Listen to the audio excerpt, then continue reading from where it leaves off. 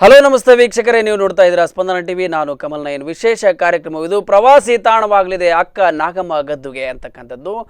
ಕಳೆದ ಬುಧವಾರದ ಮೊನ್ನೆಯ ಸಂಚಿಕೆಯಲ್ಲಿ ಅಕ್ಕ ನಾಗಲಾಂಬಿಕೆಯ ವಿಶೇಷವಾದಂತಹ ಸ್ಮಾರಕದ ಕುರಿತಂತೆ ಸಾಕಷ್ಟು ಚರ್ಚೆಗಳು, ವಿಚಾರಗಳು ಸಾಹಿತಿಗಳಿಂದ ಮತ್ತು ರಂಗಜಂಗಮ ಪೂಜ್ಯ ಡಾಕ್ಟರ್ ಪಂಡಿತಾರಾಧ್ಯ ಸ್ವಾಮೀಜಿಗಳಿಂದ ಸಾಕಷ್ಟು ಚರ್ಚೆಗಳು ಈ ಒಂದು ವೇದಿಕೆಯ ಮೇಲೆ ಆಗಿತ್ತು. ಇವತ್ತು ಏನು ತರೀಕೆರೆ, ಚಿಕ್ಕಮಗಳೂರು ಜಿಲ್ಲೆಯ ತರೀಕೆರೆಯ ಭಾಗದಲ್ಲಿ ವಿಶೇಷವಾದಂಥ ಶರಣೆ ಅಕ್ಕ ನಾಗಲಾಂಬಿಕೆಯವರ ಸ್ಮಾರಕ, ಅದನ್ನು ರಾಜ್ಯ ಮಟ್ಟದಲ್ಲಿ ಒಂದು ದೊಡ್ಡ ಪ್ರವಾಸಿ ತಾಣವನ್ನಾಗಿ ನಿರ್ಮಾಣ ಮಾಡಬೇಕು ಅಂತಕ್ಕಂಥ ಸ್ಥಳೀಯರ ಮತ್ತು ಅಲ್ಲಿಯ ರಾಜಕೀಯ ಪ್ರತಿನಿಧಿಗಳ ಹಂಬಲ, ಜೊತೆಗೆ ಆ ಸಾಧು ಸಂತರ ತೀವ್ರವಾದಂಥ ಕುತೂಹಲ, ಆ ಆಸಕ್ತಿಯನ್ನು ಇಟ್ಟುಕೊಂಡು ಈ ದಿನ ಇನ್ನಷ್ಟು ಚರ್ಚೆಯನ್ನು ಮಾಡ್ತಕ್ಕಂಥ ವಿಶೇಷ ಕಾರ್ಯಕ್ರಮವಿದು. ಈ ಕಾರ್ಯಕ್ರಮದಲ್ಲಿ ಸಾಕಷ್ಟು ಜನ ರಾಜಕೀಯ ಪ್ರತಿನಿಧಿಗಳು ಮತ್ತು ಸಾಧು ಸಂತರು ಕೂಡ ಇವತ್ತಿನ ಕಾರ್ಯಕ್ರಮದಲ್ಲಿ ಭಾಗವಹಿಸಲಿಕ್ಕಿದ್ದಾರೆ. ಬನ್ನಿ ಹಾಗಾದರೆ ಕಾರ್ಯಕ್ರಮದಲ್ಲಿ ಈ ಒಂದು ಸ್ಮಾರಕದ ವಿಶೇಷತೆ ಏನು, ಯಾತಕ್ಕಾಗಿ ಇದರ ಅಗತ್ಯತೆ ಇದೆ ಅಂತಕ್ಕಂಥ ಮುಂತಾದ ವಿಚಾರಗಳನ್ನು ನಾವೀಗ ಚರ್ಚೆ ಮಾಡೋಣ. ಎಸ್ ವೀಕ್ಷಕರೇ, ಬಹಳ ಮುಖ್ಯವಾಗಿ ಇವತ್ತಿನ ಈ ನಮ್ಮ ಸಂಚಿಕೆಯಲ್ಲಿ ಪ್ರಮುಖವಾಗಿ ಮೊದಲಿಗೆ ತರೀಕೆರೆ ಭಾಗದ ಏನು ಶಾಸಕರಿದ್ದಾರೆ GH ಶ್ರೀನಿವಾಸ್ ಅಂತಕ್ಕಂಥವರು, ಆ ಶಾಸಕರು ಕೂಡ ಬಹಳ ಆಸಕ್ತರಾಗಿದ್ದಾರೆ. ಆ ಒಂದು ಸ್ಮಾರಕವನ್ನು ನಿರ್ಮಾಣ ಮಾಡುವ ಹಿನ್ನೆಲೆಯಲ್ಲಿ ತಮ್ಮ ಆಸಕ್ತಿಯನ್ನು ತೋರಿಸಿ ಆ ಕಾರ್ಯಕಲಾಪಗಳನ್ನು ಮಾಡ್ತಕ್ಕಂಥ ವಿಷಯದಲ್ಲಿ ಇವತ್ತು ನಮ್ಮೊಟ್ಟಿಗೆ ಕರೆಯನ್ನು ಮಾಡ್ತಾ ಇದ್ದಾರೆ. ಅವರು ಕೂಡ ನಮ್ಮ ಲೈನಲ್ಲಿದ್ದಾರೆ ನಮ್ಮೊಟ್ಟಿಗೆ ಮಾತನಾಡಲಿಕ್ಕೆ. ಅವರಿಂದ ಹೆಚ್ಚಿನ ಮಾಹಿತಿ ಮತ್ತು ಅವರ ಅಭಿಪ್ರಾಯವನ್ನು, ಅಲ್ಲಿ ಯಾವ ರೀತಿಯಾದಂಥ ಕಾರ್ಯ ಚಟುವಟಿಕೆಗಳು ತೆಗೆದುಕೊಳ್ಳೋರಿದ್ದಾರೆ ಅನ್ನೋ ವಿಚಾರದಲ್ಲಿ ಅವರನ್ನು ಮಾತನಾಡಿಸೋಣ. ಹಲೋ ಸರ್, ನಮಸ್ತೆ. ನಮಸ್ಕಾರ ಸರ್, ನಮಸ್ತೆ. ಇವತ್ತು ಚಿಕ್ಕಮಗಳೂರು ಜಿಲ್ಲೆಯಲ್ಲಿ ತಮ್ಮ ತರೀಕೆರೆ ಕ್ಷೇತ್ರದಲ್ಲಿ ವಿಶೇಷವಾದಂಥ ಒಂದು ಸ್ಮಾರಕವನ್ನು ಮಾಡ್ತಕ್ಕಂಥ ವಿಚಾರವಾಗಿ ಆ ಮಾಧ್ಯಮಗಳಿಗೆ ವರದಿಯಾಗಿದೆ. ಜೊತೆಗೆ ತಮ್ಮ ತರೀಕೆರೆಗೆ ಇದೊಂದು ಹೆಮ್ಮೆಯ ಕ್ಷೇತ್ರವಾಗಿ ಪರಿಣಮಿಸಿದೆ. ಈ ಹಿನ್ನೆಲೆಯಲ್ಲಿ ಇದನ್ನು ಅಭಿವೃದ್ಧಿ ಮಾಡಲಿಕ್ಕೆ ನಿಮ್ಮ ಒಂದು ವಿಚಾರಧಾರಿಗಳು ಅಥವಾ ಅಭಿಪ್ರಾಯ ಯಾವ ರೀತಿಯಲ್ಲಿದೆ ಅಂತಕ್ಕಂಥದ್ದು.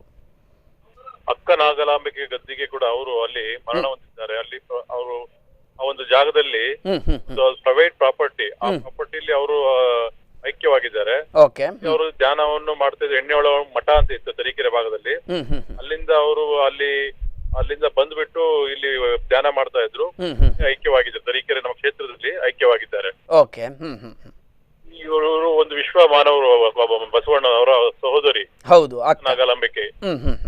ಇವರು ಇರತಕ್ಕಂಥದ್ದು ಒಂದು ದೊಡ್ಡ ಒಂದು ಪುಣ್ಯ ಸ್ಥಳ ಅದು. ಅದನ್ನ ನಾವು ಇಡೀ ದೇಶದ ರಾಜ್ಯದ ಜನರಿಗೆ ಒಂದು ಸರಿಯಾದ ದಾರಿ ಕೂಡ ಇಲ್ಲ ಅಲ್ಲಿ ಹೋಗ್ಲಿಕ್ಕೆ. ಹೇಳ್ಬೇಕು ಅಂತಂದ್ರೆ ಇತ್ತೀಚೆಗೆ ದಾರಿಯನ್ನ ಸ್ವಲ್ಪ ಮಾಡಿದ್ದೇವೆ, ರಸ್ತೆ ಆಗಿದೆ. ಈಗ ಜನಗಳಿಗೆ ಗೊತ್ತಾಗಿದೆ. ಇತ್ತೀಚೆಗೆ ಸ್ವಲ್ಪ ಕೆಲವು ವರ್ಷಗಳಿಂದ ಅಲ್ಲಿ ಕೆಲವರು ಬಂದು ಹೋಗೋದ್ರಿಂದ ಗೊತ್ತಾಗಿದೆ ಅಲ್ಲಿ ಜಾಗ ಇದೆ, ಪಕ್ಕ ನಾಗಲಾಂಬಿಕೆ ಗದ್ದಿಗೆ ಇದೆ ಅಂತ ಹೇಳ್ಬಿಟ್ಟು. ಈಗಾಗಲೇ 5 ಎಕರೆ ಜಾಗವನ್ನು ಹಿಂದಿನ ದಿನಗಳಲ್ಲಿ ಕೊಂಡ್ಕೊಂಡಿದ್ರು. ಅದಕ್ಕೆ ಹೊಂದಿಕೊಂಡಿರತಕ್ಕಂತ ಜಾಗ. ಅದಕ್ಕೆ ಗದ್ದಿಗೆ ಪಕ್ಕದಲ್ಲಿ 11 ಗುಂಟೆ ಜಾಗವನ್ನು ಕೂಡ ಕೊಂಡ್ಕೊಂಡಿದ್ದಾರೆ. ಆ 11 ಗುಂಟೆ ಜಾಗದಲ್ಲಿ ಒಂದು ಭವ್ಯವಾದ ಒಂದು ಮಂಟಪವನ್ನ ನಿರ್ಮಾಣ ಮಾಡ್ಬೇಕು ಅಂತ ಹೇಳಿ ನಾವುಗಳು ಮತ್ತು ನಮ್ಮ ಪಂಡಿತಾರಾಧ್ಯ ಸ್ವಾಮೀಜಿಗಳು ಎಲ್ಲ ಹಿಂದೆ ಪ್ರಯತ್ನ ಪಟ್ಟಿದ್ರು. ಒಂದು ಕಮಿಟಿ ಇದ್ದಿತ್ತು, ಅದು ಕಾರಣಾಂತರಗಳಿಂದ ಆಗಿರ್ಲಿಲ್ಲ. ಈಗ ಅದಕ್ಕೆ ಜೀವನ ಪಂಡಿತಾರಾಧ್ಯರ ನೇತೃತ್ವದಲ್ಲಿ ನಾವೆಲ್ಲ ಕೂಡ ಮಾಡ್ತಾ ಇದ್ದೇವೆ. ಖಂಡಿತ ಡಾಕ್ಟರ್ ಪಂಡಿತಾರಾಧ್ಯ ಈಗ ಅದ್ರಲ್ಲಿ ಎಲ್ಲ ಜನ ಭಕ್ತರ ಒಂದು ಭಾಗದಲ್ಲಿ ತುಂಬಾ ದೊಡ್ಡ ಗುಂಡಿ ಇತ್ತು. ಅದಕ್ಕೆ ಸಾವಿರಾರು ಲೋಡ್ ಮಣ್ಣುಗಳನ್ನು ಹೊಡೆಸಿ ಒಂದು ಲೆವೆಲ್ ಮಟ್ಟಕ್ಕೆ ಮಾಡ್ತಿದ್ದಾರೆ. ಮಾನ್ಯ ಮುಖ್ಯಮಂತ್ರಿಗಳೇ, ನಾವು ಆಂಜನೇಯ ಅವರು, BN ಚಂದ್ರಪ್ಪ, ನಾವೆಲ್ಲರೂ ಹೋಗ್ಬಿಟ್ಟು ಮಾನ್ಯ ಮಂತ್ರಿಗಳಿಗೆ, ಮುಖ್ಯಮಂತ್ರಿಗಳಿಗೆ ಈ ತರ ಒಂದು ಸ್ಮಾರಕ ಆಗ್ಬೇಕು ಅಂದಾಗ ಅವರು ಕೂಡ ಆಯ್ತು ಮಾಡೋಣ ಅಂತ ಕೂಡ ಮೌಖಿಕವಾಗಿ ಹೇಳಿದ್ದಾರೆ. ಅದ್ರ ಬಗ್ಗೆ ನಾವು ಇನ್ನು ಮುಂದಿನ ದಿನಗಳಲ್ಲಿ ಪ್ಲಾನ್, ಎಸ್ಟಿಮೇಟ್ಸ್ ಎಲ್ಲ ಮಾಡ್ಲಿಕ್ಕೆ ಹೇಳಿದೆ ನಾನು. ಬೇಕಾದ ಪ್ರೊಸೀಜರ್ಸ್ ಬೇಕು, ಅಲಿನೇಷನ್ ಆಗ್ಬೇಕು, ಇಂಥದ್ದೆಲ್ಲ ಮಾಡ್ಲಿಕ್ಕೆ ಹೇಳಿದ್ದೇವೆ. ಅದು ಫೈಲ್ ರೆಡಿ ಆದ್ಮೇಲೆ ಅದನ್ನ ನಾವು ಒಂದು ಮಂಟಪ ಕಟ್ಟಲಿಕ್ಕೆ ಮಾನ್ಯ ಮುಖ್ಯಮಂತ್ರಿಗಳ ಹತ್ರ ಕಡತ ತೆಗೆದುಕೊಂಡು ಹೋಗಿ ಮಂಜೂರು ಮಾಡಿಸಿ ಭವ್ಯವಾದ ಒಂದು ಮಂಟಪ ಕಟ್ಟಿಸಿ ಎಲ್ಲರೂ ಜನರು ಬಂದು ಹೋಗ್ಬೇಕು. ಆ ನಾಗಲಾಂಬಿಕೆ ಅವರ ಏನು ಬಸವಣ್ಣವ್ರ ಏನ್ ತತ್ವಗಳಿತ್ತು ಅವನ್ನೆಲ್ಲರೂ ಕೂಡ ಆರ್ಬೇಕು, ಜನರಿಗೆ ಒಂದು ಕೇಂದ್ರ ಸ್ಥಾನವಾಗಬೇಕು ಅನ್ನೋದು ನಮ್ದು ಉದ್ದೇಶ ಆಗಿದೆ, ಜನರ ಉದ್ದೇಶ ಆಗಿದೆ. ಪೂರೈಸಲು ನಾವು ಪೂರ್ಣ ಪ್ರಮಾಣದಲ್ಲಿ ಪ್ರಯತ್ನಿಟ್ಟು ಭವ್ಯ ಒಂದು ಸಾಂಸ್ಕೃತಿಕ ಮತ್ತು ಇದರೇ ಪ್ರವಾಸಿ ತಾಣವಾಗಿ ಮಾಡ್ಲಿಕ್ಕೆ ಎಲ್ಲ ಪ್ರಯತ್ನವನ್ನ ಮಾಡ್ತಾ ಇದ್ದೇವೆ. ಎಸ್ ಸರ್, ಹಾಗೆ ಬಹಳ ಮುಖ್ಯವಾಗಿ ಇವತ್ತು ಶರಣರ ಒಂದು ಸನ್ನಿಧಾನಗಳು ಅನ್ನೋದಾದ್ರೆ ಕೂಡಲ ಸಂಗಮ ಆಗಿರಬಹುದು, ಈ ಒಂದು ಬಸವ ಕಲ್ಯಾಣ ಆಗಿರಬಹುದು. ಈ ಹಿನ್ನೆಲೆಯಲ್ಲಿ ಅಕ್ಕ ನಾಗಲಾಂಬಿಕೆಯವರ ಸ್ಮಾರಕವು ಕೂಡ ಈ ಒಂದು ದೊಡ್ಡ ಪ್ರಮಾಣದಲ್ಲಿ ಆಗುವ ಹಿನ್ನೆಲೆಯಲ್ಲಿ ತಮ್ಮ ವಿಚಾರಗಳಿದೆಯಾ ಅಂತಕ್ಕಂಥದ್ದು. ಅದೇ ವಿಚಾರವಾಗಿ ನಾವೀಗ ಪ್ರಯತ್ನವನ್ನು ಪಡ್ತಾ ಇರೋದು. ಒಂದು ದೊಡ್ಡ ಹಣ ಆಗ್ಬೇಕು ಅನ್ನೋ ವಿಚಾರವಾಗಿ ನಾವುಗಳೆಲ್ಲ ಪ್ರಯತ್ನವನ್ನು ಪಡ್ತಾ ಇದ್ದೇವೆ. ಮುಂದಿನ ತಿಂಗಳು ಆ ಜಾಗದಲ್ಲೇ ನಾವು ಬಸವಣ್ಣ ಜಯಂತಿಯನ್ನು ಕೂಡ ಮಾಡ್ಬೇಕು ಅಂತ ಹೇಳಿ ಚರ್ಚಿಸಿದ್ದೇವೆ. ಅಲ್ಲಿ ಆ ಜಾಗದಲ್ಲೇ ಮಾಡಿ ಒಂದು ಒಳ್ಳೆ ಜನರಿಗೆ ಒಂದು ದೊಡ್ಡ ಕಾರ್ಯಕ್ರಮ ಮಾಡ್ಬೇಕು ಅಂತ ಕೂಡ ಅಂದ್ಕೊಂಡಿದ್ದೇವೆ. ಈ ಮೇ 11ರಂದು ಒಂದು ಕಾರ್ಯಕ್ರಮವನ್ನ ಇಟ್ಕೊಂಡಿರೋ ಉದ್ದೇಶ ಈ ಹಿನ್ನೆಲೆಯಲ್ಲಿ ಅಂತಕ್ಕಂಥದ್ದು. ಹೌದೌದು. ಈಗ ಸರ್ಕಾರದ ಮುಂದೆ ಈಗಾಗಲೇ ತಾವು ಯಾವ ಪ್ರಸ್ತಾವಗಳನ್ನ ಸಲ್ಲಿಸಿದ್ದೀರಿ ಅಂತಕ್ಕಂಥದ್ದು ಸರ್? ಪ್ರಸ್ತಾವನಲ್ಲಿ ಒಂದು ಸುಮಾರು ಒಂದು 10 ಕೋಟಿಯಷ್ಟು ಒಂದು ಮಂಜೂರು ಮಾಡಿ ಕೇಳಿದ್ದೇವೆ. ಅಷ್ಟು ಕೊಡ್ಲಿದ್ದು ಕೂಡ ಸ್ವಲ್ಪ ಕೊಟ್ಟು ಒಂದು ಮಂಟಪವನ್ನ ಅಲ್ಲಿ ಮಂಟಪ ಮಾಡ್ಬಿಟ್ಟು ಮಾಡ್ಬೇಕು ಅಂತಿದೀವಿ. ಖಂಡಿತ. ಈಗಾಗಲೇ ತಮ್ಮ ಪ್ರಕಾರವಾಗಿ ಈಗ ನಿಮ್ಮ ಭಾಗದ ಎಲ್ಲ ಶಾಸಕರು ಮತ್ತು ಸಂಸದರು ಅಥವಾ ನಿಮ್ಮ ಸರ್ಕಾರದ ಭಾಗವಾದಂಥ ಜನಪ್ರತಿನಿಧಿಗಳು ಒಗ್ಗಟ್ಟಾಗಿ ಒಂದು ಈ ಒಂದು ಸರ್ಕಾರದ ಮುಂದೆ ಈ ಪ್ರಸ್ತಾಪವನ್ನ ಈಗಾಗಲೇ ಆರಂಭ ಮಾಡಿದ್ದೀರಿ ಅಂತಕ್ಕಂಥ? ಖಂಡಿತವಾಗಿ ಮಾಡಿದ್ದೇವೆ. ಲೆಟರ್ ಕೂಡ ಕೊಟ್ಟಿದ್ದೇವೆ. ಮುಖ್ಯಮಂತ್ರಿಗಳ ಹತ್ರ ಮಾತಾಡಿದ್ದೇವೆ. ಬಟ್ ಆಕ್ಚುಲಿ ಆ ಜಾಗ ಇರೋದು ಪ್ರೈವೇಟ್ ಪ್ರಾಪರ್ಟಿಲಿದೆ. ಅದಾವುದು ಎಲ್ಲ ಜಾಗ ತೆರವು ಮಾಡಿದ್ದಾರೆ, ಬಿಟ್ಟಿದ್ದಾರೆ. ಅದು ಪ್ರೈವೇಟ್ ಪ್ರಾಪರ್ಟಿ ಇದೆ. ಓಕೆ. ಅದೊಂದು ಇದೆ. ಆ ಸಮಸ್ಯೆಯನ್ನ ಯಾವ ರೀತಿಯಲ್ಲಿ ಬಗೆಹರಿಸಲಿಕ್ಕೆ ಯೋಚನೆ ಮಾಡಿದ್ದೀರಿ ಅಂತಕ್ಕಂಥದ್ದು? ಇಲ್ಲ, ಅವ್ರ ಹತ್ರ ಮಾತಾಡಿದ್ದೆ. ಅವರು ಕೂಡ ಪೂರಕವಾದಂತ ಅಭಿಪ್ರಾಯ ಬಂದಿದೆಯಾ ಅಂತ? ಬಂದಿದೆ. ಅವರು ಕೂಡ ನಾವೇ ಮಾಡ್ತೀವಿ, ಅದನ್ನೊಂದು ಮಂಟಪ ಜಾಗನ ನಾವೇ ಅಭಿವೃದ್ಧಿ ಮಾಡ್ತೀವಿ, ಅವರೇ ವೈಯಕ್ತಿಕ ಮಾಡ್ತೀವಿ ಅಂತ ಕೂಡ ಹೇಳಿದ್ದಾರೆ. ಓಕೆ. ಹಾಗಾದ್ರೆ ಇನ್ನು ಎಷ್ಟು ದಿನಗಳ ಕಾಲದಲ್ಲಿ ಈ ಪ್ರೊಸೆಸ್ ಕಂಪ್ಲೀಟ್ ಆಗ್ಬೋದು, ಅಥವಾ ಒಂದು ಅನುದಾನ ಅಂತಕ್ಕಂಥದ್ದು ಅಥವಾ ಸರ್ಕಾರದ ನೆರವು ಈ ಒಂದು ಸ್ಮಾರಕಕ್ಕೆ ಸಿಗಲಿಕ್ಕೆ ಸಮಯ ಎಷ್ಟು ತೆಗೆದುಕೊಳ್ಬಹುದು ಅಂತಕ್ಕಂಥದ್ದು ಏನಾದ್ರು? ಇನ್ನೊಂದು 2 ಸ್ಟಾರ್ಟ್ ಆಗ್ಲಿಕ್ಕೆ ಬೇಕು. ಒಂದು ಇಯರ್ ಬೇಕಾಗ್ತದೆ. 6-7 ತಿಂಗಳು ಬೇಕಾಗ್ತದೆ. 6-7 ತಿಂಗಳು. ಆದರೆ ಸ್ವಲ್ಪ ಪ್ರೊಸೆಸ್ ತುಂಬಾ ಸ್ಪೀಡ್ ಆಗಿ ಇರಬೇಕಾಗಿದ್ದು ಅನಿವಾರ್ಯತೆ ಇದೆ ಅಂತಕ್ಕಂಥದ್ದು. ಈಗಾಗಲೇ ಹಿಂದೆ ಅನುದಾನ ಬಂದು ವಾಪಸ್ ಹೋಗಿದೆ. ಈ ಎಲ್ಲ ವಿಚಾರಗಳನ್ನ ತಾವು ಯಾವ ರೀತಿಯಾಗಿ ಪರಾಮರ್ಶೆ ಮಾಡಿಕೊಂಡು ಮುಂದಿನ ಹೆಜ್ಜೆಯನ್ನ ಇಡಬಹುದು ಅಂತ? ಅದೇ ಹಂತವಾಗಿ ಅದಕ್ಕೆ ಡಾಕ್ಯುಮೆಂಟ್ಸ್ ಬೇಕು, ವೆರಿ ಇಂಪಾರ್ಟೆಂಟ್ ಅದು. ಓಕೆ. ಮತ್ತೆ ಅದು ಅಲ್ಲಿ ಲ್ಯಾಂಡ್ ಕನ್ವರ್ಷನ್ ಆಗಬೇಕು. ಓಕೆ. ಅದೆಲ್ಲ ಅದು ಕನ್ವರ್ಷನ್ ಆಗಿಲ್ಲ. ಲ್ಯಾಂಡ್ ಕನ್ವರ್ಷನ್ ಮಾಡ್ಲಿಕ್ಕೆ ಕೇಳಿದ್ವಿ ನಾವು. ಓಕೆ. ಎಲಿನೇಷನ್ ಆಗ್ಬೇಕು ಅಂತ ಹೇಳ್ತೀವಲ್ಲ, ಅದಾಗಬೇಕು. ಓಕೆ. ಅವೆಲ್ಲ ಫೈಲ್ ಮಾಡ್ಬಿಟ್ಟು ನಾವು ಕೊಡ್ಬೇಕಾಗ್ತದೆ. Yes sir, yes. ಖಂಡಿತ. ಹಾಗಾದ್ರೆ ಈಗ ನಾಳೆ ಮೇ 11ರಷ್ಟೊತ್ತಿಗೆ ಒಂದು ರೂಪರೇಷೆಯನ್ನ ನೀವು ಮಾಡ್ಕೊಳ್ಳಿಕ್ಕೆ ಏನಾದರೂ ತಯಾರಿ ನಡೆಸಿದ್ದೀರಾ ಅಂತ? ಮಂತ್ರಿಗಳು ಕೂಡ ಬರ್ಬೋದು ಅವತ್ತಿನ ದಿನ. ಆಂಜನೇಯವರು ಬರ್ಬೋದು. ನೋಡೋಣ, ನಾವು ಬಂದ್ಬಿಟ್ಟು ಏನಾದ್ರು ಆಗ್ಬೋದು ನೋಡೋಣ. ಹಾಗೆ ನಿಮ್ಮ ವೈಯಕ್ತಿಕ ಆಸಕ್ತಿ ಈ ಒಂದು ಸ್ಮಾರಕದ ಮೇಲೆ ಯಾವ ರೀತಿಯಾಗಿದೆ ಅಂತಕ್ಕಂಥ? ಯಾಕಂದರೆ ನೀವು ಕೆಲಸ ಮಾಡ್ತಕ್ಕಂಥ ಸಮಯದಲ್ಲಿ ಇಂಥ ಒಂದು ಅಭಿವೃದ್ಧಿ ಕಾರ್ಯಕ್ರಮ ಆಗ್ತಕ್ಕಂಥ ವಿಶೇಷವಾದಂಥ ಅವಕಾಶ ನಿಮಗೂ ಒದಗಿ ಬಂದಿದೆ. ಇದಕ್ಕೆ ಹೆಚ್ಚಿನ ಮಟ್ಟದಲ್ಲಿ ನಿಮ್ಮ ಪರಿಶ್ರಮ ಒಂದು ಸಲ್ಲಿದ್ರೆ ಆ ಇತಿಹಾಸದ ಗತಕಾಲದ ಇತಿಹಾಸದಲ್ಲಿ ಕೂಡ ತಮ್ಮ ಹೆಸರು ಉಳಿತಕ್ಕಂಥದ್ದು. ಹೌದೌದು. ಅದಕ್ಕೋಸ್ಕರ ನಾವು ಹೆಚ್ಚಿನ ಪ್ರಯತ್ನವನ್ನ, ವಿಶೇಷ ಆದ್ಯತೆಯನ್ನ ಈ ಒಂದು ಗದ್ದುಗೆಗೆ ಕೊಟ್ಟಿದ್ದೇವೆ.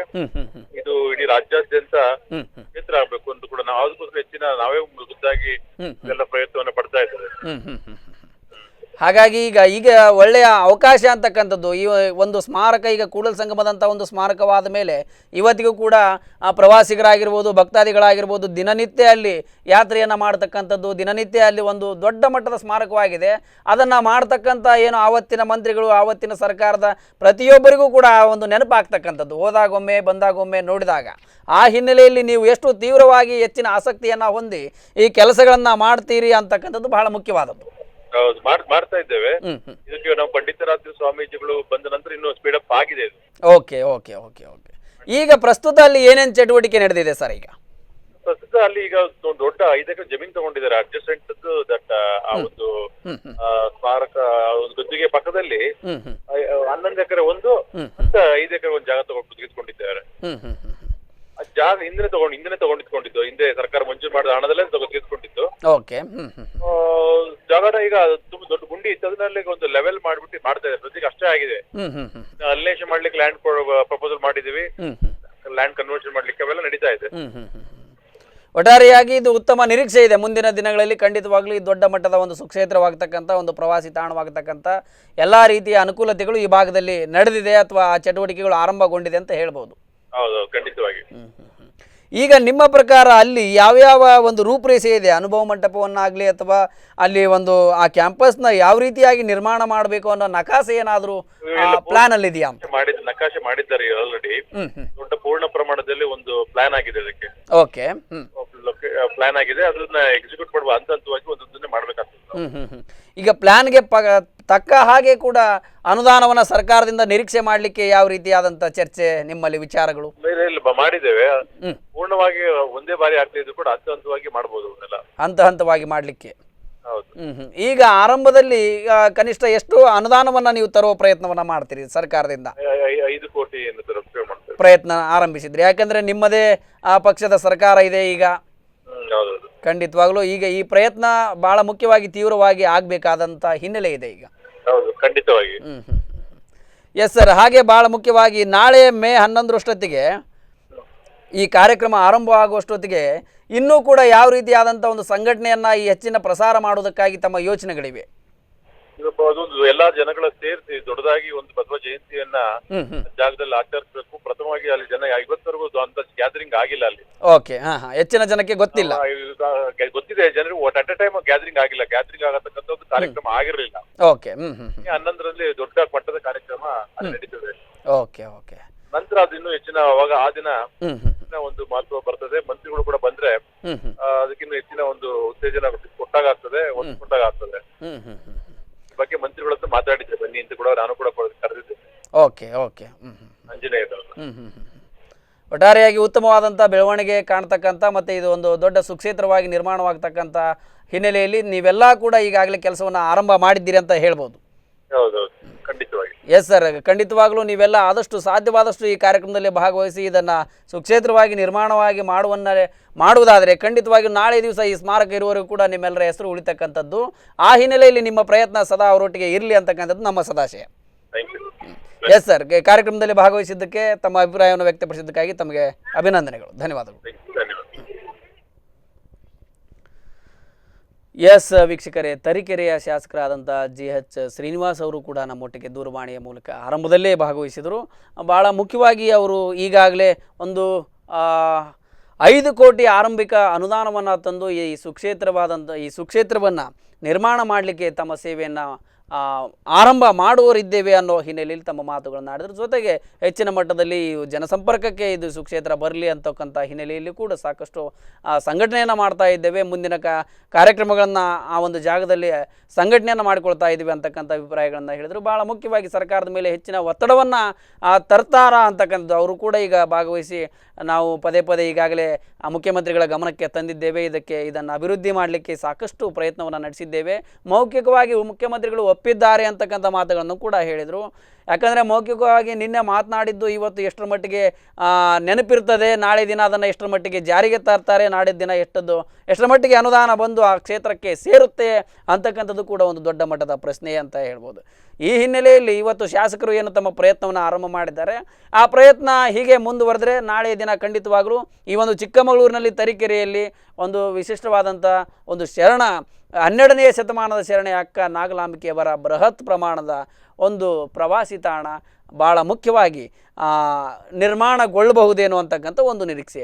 ಯಾಕೆಂದರೆ ಇವತ್ತು ಸಾಕಷ್ಟು ಐತಿಹಾಸಿಕ ಪುರುಷರು ನಮ್ಮಿಂದ ಮರೆಯಾಗ್ತಕ್ಕಂಥದ್ದು. ಯಾಕೆಂದರೆ ಪುಸ್ತಕಗಳು ಇರದೇ ಇರತಕ್ಕಂಥದ್ದು, ಆ ಬಗ್ಗೆ ಪಠ್ಯ ಪ್ರವಚನಗಳಲ್ಲಿ ಕಡಿಮೆ ಆಗ್ತಕ್ಕಂಥದ್ದು, ಜೊತೆಗೆ ಬಹಳ ಮುಖ್ಯವಾಗಿ ಪ್ರಾದೇಶಿಕವಾದಂಥ ಈ ರೀತಿಯಾದಂಥ ಶರಣ ಸಂತರಾಗಿರ್ಬೋದು, ಮಹಾನ್ ವೀರ ಪುರುಷರಾಗಿರ್ಬೋದು, ಮಹಿಳೆಯರಾಗಿರ್ಬೋದು, ಈ ರೀತಿಯ ಕೆಲವೊಂದು ಸ್ಮಾರಕಗಳ ಮೂಲಕ ನೆನಪಿನಲ್ಲಿಡ್ತಕ್ಕಂಥ ಮುಂದಿನ ಪೀಳಿಗೆಗೆ ಅದರ ಮಹತ್ವವನ್ನು ತಿಳಿಸ್ತಕ್ಕಂಥ ಹಿನ್ನೆಲೆಯಲ್ಲಿ ಈ ರೀತಿಯ ಕಾರ್ಯಕ್ರಮಗಳು ಕೂಡ ಸರ್ಕಾರದ ಮುಂದೆ ಆಗಾಗ ಪ್ರಶ್ನೆಯನ್ನು ಇಡ್ತಕ್ಕಂಥದ್ದು ಕೂಡ ಸುಲಭವಾಗಿ ಸಾಧ್ಯವಾಗದಿದ್ದರೂ ಒಂದು ಪ್ರಶ್ನೆ ಮಾಡಬೇಕಾದದ್ದು, ಅದನ್ನು ಮಾಡಿಸಿಕೊಳ್ಳಬೇಕಾದದ್ದು ಅಲ್ಲಿಯ ಸ್ಥಳೀಯ ಅಥವಾ ಈ ಒಂದು ಏನು ಸಾಮಾಜಿಕ ಪ್ರಜ್ಞೆಯುಳ್ಳಂಥವರು ಐತಿಹಾಸಿಕ ಒಂದು ಘಟನೆಗಳನ್ನು, ಐತಿಹಾಸಿಕ ಪುರುಷರ ನೆನಪುಗಳನ್ನು ಉಳಿಸಿಕೊಳ್ಳುವ ಒಂದು ಕಾಳಜಿಯನ್ನು ಹೊಂದಿರತಕ್ಕಂಥವರು ಮಾಡಲೇಬೇಕಾದಂಥ ಅನಿವಾರ್ಯತೆ ಇರ್ತಕ್ಕಂಥದ್ದು. ಈ ಹಿನ್ನೆಲೆಯಲ್ಲಿ ಈಗಾಗಲೇ ಈ ಒಂದು ತರೀಕೆರೆ ಭಾಗದ ರಾಜಕೀಯ ಪ್ರತಿನಿಧಿಗಳು ಕೂಡ ಒಂದಷ್ಟು ಆಸಕ್ತಿಯನ್ನು ವಹಿಸಿ ಈ ಒಂದು ತರೀಕೆರೆ ಭಾಗದ ಏನು ಅಕ್ಕ ನಾಗಲಾಂಬಿಕೆಯವರ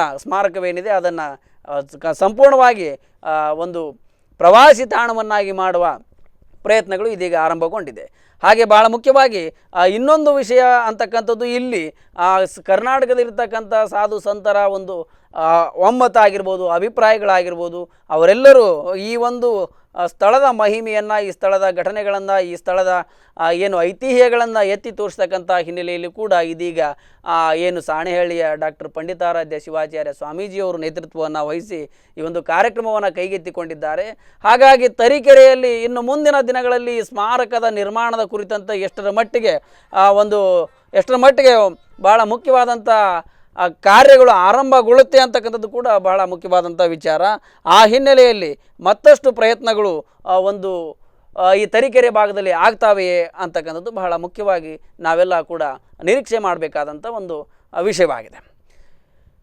ಇನ್ನು ಬಹಳ ಮುಖ್ಯವಾಗಿ ಇವತ್ತಿನ ಆ ಭಾಗದಲ್ಲಿ ಇರ್ತಕ್ಕಂಥ ಎಲ್ಲ ರೀತಿಯ ಒಂದು ಭಕ್ತಾದಿಗಳಾಗಿರ್ಬೋದು, ಈ ಒಂದು ಶರಣ ಪರಂಪರೆ ಆಗಿರ್ಬೋದು, ಇವರೆಲ್ಲರೂ ಕೂಡ ಎಷ್ಟರ ಮಟ್ಟಿಗೆ ಹೆಚ್ಚಿನ ಮಟ್ಟದ ಆಸಕ್ತಿಯನ್ನು ವಹಿಸಿಕೊಂಡು ಈ ಒಂದು ಕಾರ್ಯದಲ್ಲಿ ಭಾಗಿಯಾಗ್ತಾರೆ. ನಾಳೆ ದಿವಸ ಈ ಒಂದು ಕಾರ್ಯಕ್ರಮ ಎಷ್ಟರ ಮಟ್ಟಿಗೆ ಯಶಸ್ವಿಯಾಗುತ್ತೆ, ಇದಕ್ಕೆ ಈಗ ಏನು ಪ್ರಸ್ತಾವನೆಯನ್ನು ಸಲ್ಲಿಸುತ್ತಾ ಬಂದು ಇದು 2ನೇ ಬಾರಿ. ಈ ಹಿಂದೆ ಯಡಿಯೂರಪ್ಪನವರ ಸರ್ಕಾರದಲ್ಲಿಯೂ ಕೂಡ ಕೋಟ್ಯಾಂತರ ರೂಪಾಯಿ ಅನುದಾನ ಈ ಒಂದು ಕಾರ್ಯಕ್ರಮಕ್ಕೆ ಬಂದಿತ್ತು.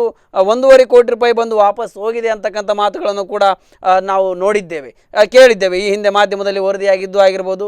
ಇದರೊಟ್ಟಿಗೆ ಈ ಬಾರಿಯೂ ಈ ರೀತಿಯಾಗಿ ತೊಂದರೆಗಳು ಆಗುತ್ತಾ ಅಥವಾ ಯಾವುದೇ ತೊಂದರೆಗಳು ಆಗದ ಹಾಗೆ ಈ ಒಂದು ಅಲ್ಲಿಯ ಜನರ ನಿರೀಕ್ಷೆಯಾಗಿ ಇದೊಂದು ಪ್ರವಾಸಿ ತಾಣವಾಗಿ ನಿರ್ಮಾಣವಾಗುತ್ತಾ ಅನ್ನೋ ಹಿನ್ನೆಲೆಯಲ್ಲಿ ಕೂಡ ಬಹಳ ಮುಖ್ಯವಾಗಿ ಒಂದಷ್ಟು ಕುತೂಹಲ ಕೂಡ ಇಲ್ಲಿಯ ಈ ಒಂದು ಸ್ಮಾರಕದ ಕುರಿತಂತೆ ಇದೆ.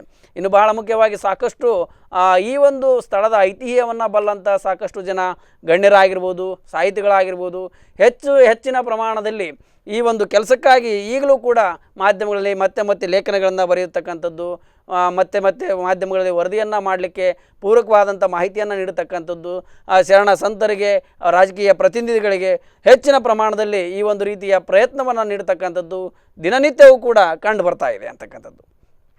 ಹಾಗೆ ಭಾಳ ಮುಖ್ಯವಾಗಿ ಇನ್ನೊಂದು ವಿಷಯ ಅಂತಕ್ಕಂಥದ್ದು, ಇಲ್ಲಿ ಇದು ಒಂದು ಖಾಸಗಿ ಜಮೀನಿನ ಒಡೆತನದಲ್ಲಿ ಈ ಒಂದು ಸಮಾಧಿ ಸ್ಥಳ ಇರತಕ್ಕಂಥದ್ದು. ಅದರ ಮುಂದಿನ ಭಾಗದಲ್ಲಿ ಒಂದು ಜಾಗವನ್ನು ತೆಗೆದುಕೊಂಡು ಅದನ್ನು ಅಭಿವೃದ್ಧಿ ಕಾರ್ಯಕ್ರಮ ನಡೆದಿದೆ.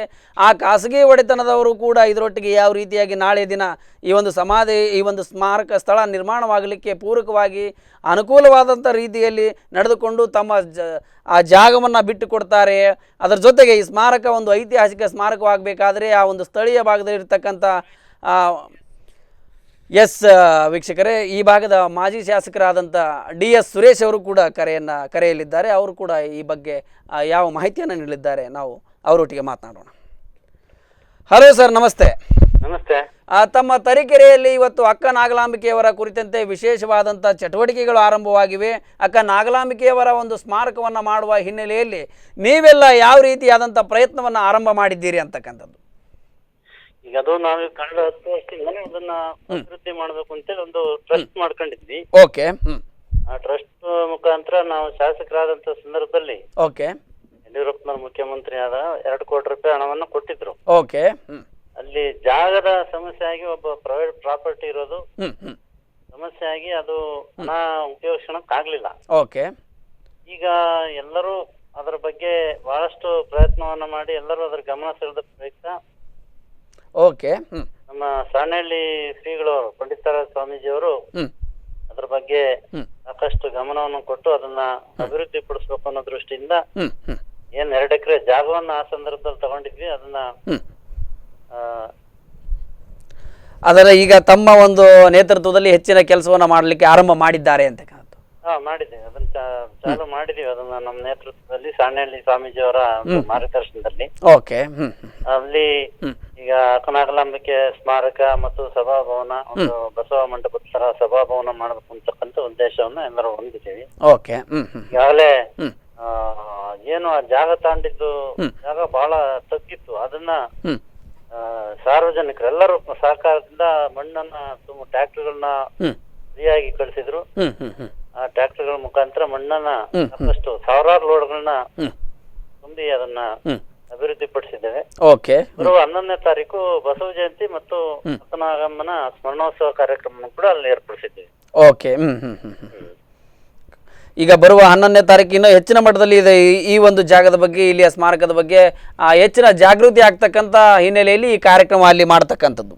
ಹೌದೌದು. ಈಗ ಅಲ್ಲಿ 11ನೇ ತಾರೀಕು ಅದಕ್ಕೆ ಒಂದು ರೂಪುರೇಷೆಯನ್ನು ಕೊಡ್ತಕ್ಕಂಥ ಒಂದು ಕಾರ್ಯಕ್ರಮ ಆಗ್ತದೆ.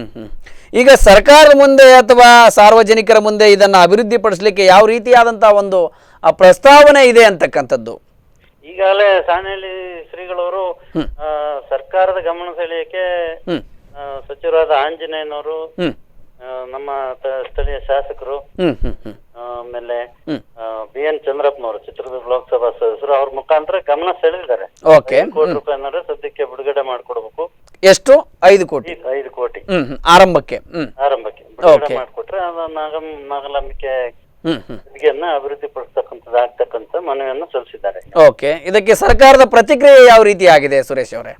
ಅವರು ಹೇಳ್ತಾ ಇರ್ತಕ್ಕಂಥದ್ದು ಕೊಡ್ತೇವೆ ಅಂತ ಹೇಳಿದಾರೆ ಮುಖ್ಯಮಂತ್ರಿಗಳು ಅಂತೇಳಿ ಹೇಳ್ತಾ ಇದಾರೆ. ನಮ್ಗೆ ಅದು ಎಷ್ಟು ನಿಜನೋ ಸತ್ಯನೋ ಗೊತ್ತಿಲ್ಲ. ಓಕೆ, ಬಟ್ ನಾವು ಅದಕ್ಕೆ ಹೋಗಿಲ್ಲ. ಅವರು ಹೇಳಿದ್ದನ್ನ ನಾವು ಕೇಳಿದ್ವಿ. ಓಕೆ ಓಕೆ ಓಕೆ ನಮ್ಮ ಒಂದು ಆಶೆ ಏನಂತಂದ್ರೆ ನಿಮ್ ಮುಖಾಂತರ ಸರ್ಕಾರದ ಕಳಿಸಿರೋದು ಸರ್ಕಾರ ಅದಕ್ಕೆ ಆದಷ್ಟು ಹಣ ಬಿಡುಗಡೆ ಮಾಡಿದ್ರೆ ಆ ಒಂದು ಎಸ್ ಸರ್ ಎಸ್ ಗದ್ದಿಗೆಯನ್ನು ಅಭಿವೃದ್ಧಿ ಮಾಡ್ಲಿಕ್ಕೆ ಸಹಾಯ ಆಗ್ತದೆ. ಖಂಡಿತ ಸರ್ಕಾರದ ಗಮನಕ್ಕೆ ತರುವಾಗಿ ಇದು 2ನೇ ಸಂಚಿಕೆಯಲ್ಲಿ ಕೂಡ ಈ ಒಂದು ಬಹಳ ವಿಶೇಷವಾದಂತಹ ಪ್ರಯತ್ನವನ್ನ ಮಾಧ್ಯಮದ ಮೂಲಕವೂ ಮಾಡ್ತಕ್ಕಂಥ, ಯಾಕಂದ್ರೆ ಒಂದು ಇತಿಹಾಸವನ್ನ ಉಳಿಸಿಕೊಳ್ತಕ್ಕಂಥ ಒಂದು ಸ್ಮಾರಕ ನಿರ್ಮಾಣವಾಗುವ ಹಿನ್ನೆಲೆಯಲ್ಲಿ ಎಲ್ಲಾ ಮಾಧ್ಯಮಗಳು ಕೂಡ ಒಳ್ಳೆಯ ಪ್ರತಿಕ್ರಿಯೆಯನ್ನ ನೀಡ್ತಾ ಬಂದಿವೆ ಅಂತಕ್ಕಂಥದ್ದು ಇಲ್ಲಿಯವರೆಗೂ. ಹೌದು, ನಮ್ಮ ಮಾಧ್ಯಮದ ಸಹಕಾರ ಇದ್ರೆ ಖಂಡಿತ ಆದಷ್ಟು ಬೇಗ ಹಣ ಬಿಡುಗಡೆ ಆಗ್ತಕ್ಕಂಥ ಭರವಸೆನೂ ಕೂಡ ನಮಗಿದೆ. Yes sir. ಹಾಗೆ ಈಗ ನೀವು ಈ ಒಂದು ಪ್ರಸ್ತಾವನೆಯನ್ನ ಸಲ್ಲಿಸುವ ವಿಚಾರವಾಗಿ ಮುಂದಿನ ದಿನಗಳಲ್ಲಿ ಯಾವ ರೀತಿಯಾದಂಥ ಯೋಚನೆಗಳನ್ನ ಅಥವಾ ವಿಚಾರಗಳನ್ನ ಹೊಂದಿದ್ದೀರಿ? ಮತ್ತೊಮ್ಮೆ CM ಅವರ ಹತ್ರ ಅಥವಾ ಮುಖ್ಯಮಂತ್ರಿಗಳ ಹತ್ರ ಹೋಗಿ ಅದರ ಸರಿಯಾದ ರೀತಿಯಲ್ಲಿ ಮಾಹಿತಿಯನ್ನ ಎಕ್ಸ್ಪ್ಲೇನ್ ಮಾಡ್ತಕ್ಕಂಥದ್ದು, ವಿವರವನ್ನು ನೀಡ್ತಕ್ಕಂಥ ಹಿನ್ನೆಲೆಯಲ್ಲಿ ಒಂದು ಚರ್ಚೆಗಳಾಗಿರ್ಬೋದು, ವಿಚಾರಗಳಾಗಿರ್ಬೋದು ಇದೆಯಾ ಅಂತಕ್ಕಂಥದ್ದು? ಯಾಕಂದ್ರೆ ಈಗ ಈಗಾಗಲೇ 5 ಕೋಟಿ ಪ್ರಸ್ತಾವನೆಯನ್ನ ಕೇಳಿದ್ದೀರಿ. ಯಾವ ಊರು, ಯಾವ ಇತಿಹಾಸ, ಏನು ಕಾರಣ? ಆ ಸಮಾಧಾನಕ್ಕೆ ಮಾತ್ರ 5 ಕೋಟಿಯನ್ನು ಸ್ಯಾಂಕ್ಷನ್ ಮಾಡ್ತೀನಿ ಅಂತ ಹೇಳಿದರು, ಅಥವಾ ಇವು ಕಾಟಾಚಾರ ಕೇಳಿದರು, ಅಥವಾ ಗಂಭೀರವಾಗಿಯೂ ಸರ್ಕಾರ ಈ ವಿಷಯವನ್ನು ಮಾಡಬೇಕಾಗಿದೆ, ಅಲ್ಲಿ ಒಂದು ಉತ್ತಮವಾದಂಥ ಸ್ಮಾರಕವನ್ನು ಅನ್ನೋ ಹಿನ್ನೆಲೆಯಲ್ಲಿ ನೀಡಿದೆಯೋ ಅದು ಗ್ಯಾರಂಟಿಯೋ? ಅಥವಾ ಯಾಕಂದರೆ ಮೌಖಿಕವಾಗಿ ನಿನ್ನೆ ಹೇಳಿದ್ದು ಇವತ್ತಿರೋದಿಲ್ಲ, ಇವತ್ತಿರೋದು ನಾಳೆ ಇರುತ್ತೆ ಅಂತಕ್ಕಂಥದ್ದು. ಈಗಿನ ಸರ್ಕಾರದ ಎಲ್ಲ ಯೋಜನೆಗಳು ನಾವು ನೋಡ್ತಾ ಇರ್ತಕ್ಕಂಥದ್ದು ಆ ರೀತಿನೇ.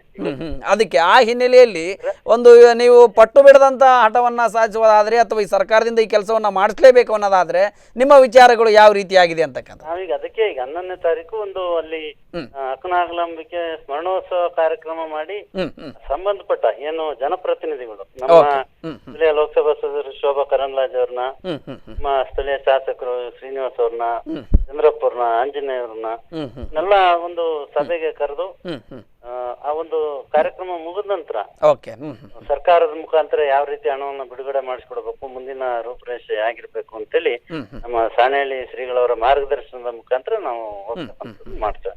Okay okay.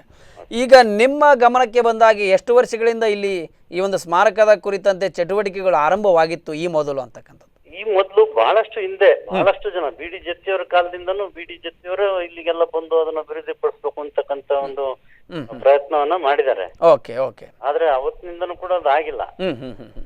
ಬಟ್ ನಾವು ಅದು ಒಂದು ಅದನ್ನ ಬಹಳ ಮುತುವರ್ಜಿನ ಎಲ್ಲರೂ ತಗೊಂಡಿದ್ದು ಅಂತಂದ್ರೆ, ಈಗ ನಾ ಶಾಸಕನಾಗೋದಕ್ಕಿಂತ ಮುಂಚೆ 10 ವರ್ಷದ ಹಿಂದೆ ನಮ್ಮ SB ಮುದ್ದಪ್ಪನವ್ರು, ನೀವು ಕೇಳಿರ್ಬೇಕು, ಸೆಕ್ರೆಟರಿ ರಿಟೈರ್ಡ್, ಅವರ ಅಧ್ಯಕ್ಷತೆಯಲ್ಲಿ ನಾನು ಉಪಾಧ್ಯಕ್ಷ ಆಗಿ ಟ್ರಸ್ಟ್ ಅನ್ನ ಮಾಡ್ಕೊಂಡು ಅದನ್ನ ಡೆವಲಪ್ ಮಾಡ್ಬೇಕು ಅಂತಕ್ಕಂತ ಒಂದು ಪ್ರಯತ್ನ ಮಾಡಿದ್ವಿ. ಅದೇ ಸಮಯದಲ್ಲಿ ನಾವು ಶಾಸಕರಾದ್ವಿ, ಸರ್ಕಾರನೂ ಕೂಡ ಬಂತು, ಯಡಿಯೂರಪ್ಪನವ್ರ ಹತ್ರ ಹೋದ್ವಿ. ಅವರು ತಕ್ಷಣ 1 ಕೋಟಿ ರೂಪಾಯಿ ಹಣ ಬಿಡುಗಡೆ ಮಾಡಿ ಮತ್ತೆ 50 ಲಕ್ಷ ಈ ರೀತಿ 2-3 ಕಂತಲ್ಲಿ ಹಣವನ್ನು ಕೊಟ್ರು. ಆ ಜಾಗದ ಸಮಸ್ಯೆ ಇರೋದ್ರಿಂದ ನಾವು ದುರದೃಷ್ಟವಶಾತ್ ಅದನ್ನ ಬಳಸ್ಕೊಳಕ್ಕಾಗಿಲ್ಲ, ಆ ಹಣ ವಾಪಸ್ ಹೋಯ್ತು. ಈಗ ಮತ್ತೊಂದು ಸುತ್ತಿನ ಪ್ರಯತ್ನ ಅಂತ ಹೇಳ್ಬೋದು. ಅದಕ್ಕೆ ಜಾಗನ ಕೊಡ್ತಾ ಇಲ್ವಲ್ಲ, ಅವರಿಗೆ ಭಗವಂತ ಒಳ್ಳೆ ಬುದ್ಧಿ ಕೊಟ್ಟ ಜಾಗ ಕೊಟ್ರೆ ಈಗ ಆದಷ್ಟು ಬೇಗ ಇನ್ನು ಅಭಿವೃದ್ಧಿ ಆಗ್ತಕ್ಕಂಥದ್ದು ಆಗ್ತದೆ. ಖಂಡಿತ ಖಂಡಿತ ನಿಮ್ಮ ಪ್ರಯತ್ನ ಹೀಗೆ ಇರಲಿ, ಇದು ಖಂಡಿತ ಮುಂದಿನ ದಿನಗಳಲ್ಲಿ ಉತ್ತಮವಾದಂಥ ಬೆಳವಣಿಗೆ ಆ ಕ್ಷೇತ್ರದಲ್ಲಿ ಆಗಲಿ ಅಂತಕ್ಕಂಥದ್ದು ಕೂಡ ನಮ್ಮ ಸದಾಶಯ. ತಮ್ಮ ಮಾಹಿತಿಗಾಗಿ ಇದುವರೆಗೆ ನಮ್ಮೊಟ್ಟಿಗೆ ಕಾರ್ಯಕ್ರಮದಲ್ಲಿ ಭಾಗವಹಿಸಿದ್ದಕ್ಕೆ ತಮಗೆ ಅಭಿನಂದನೆಗಳು, ಧನ್ಯವಾದಗಳು ಸರ್.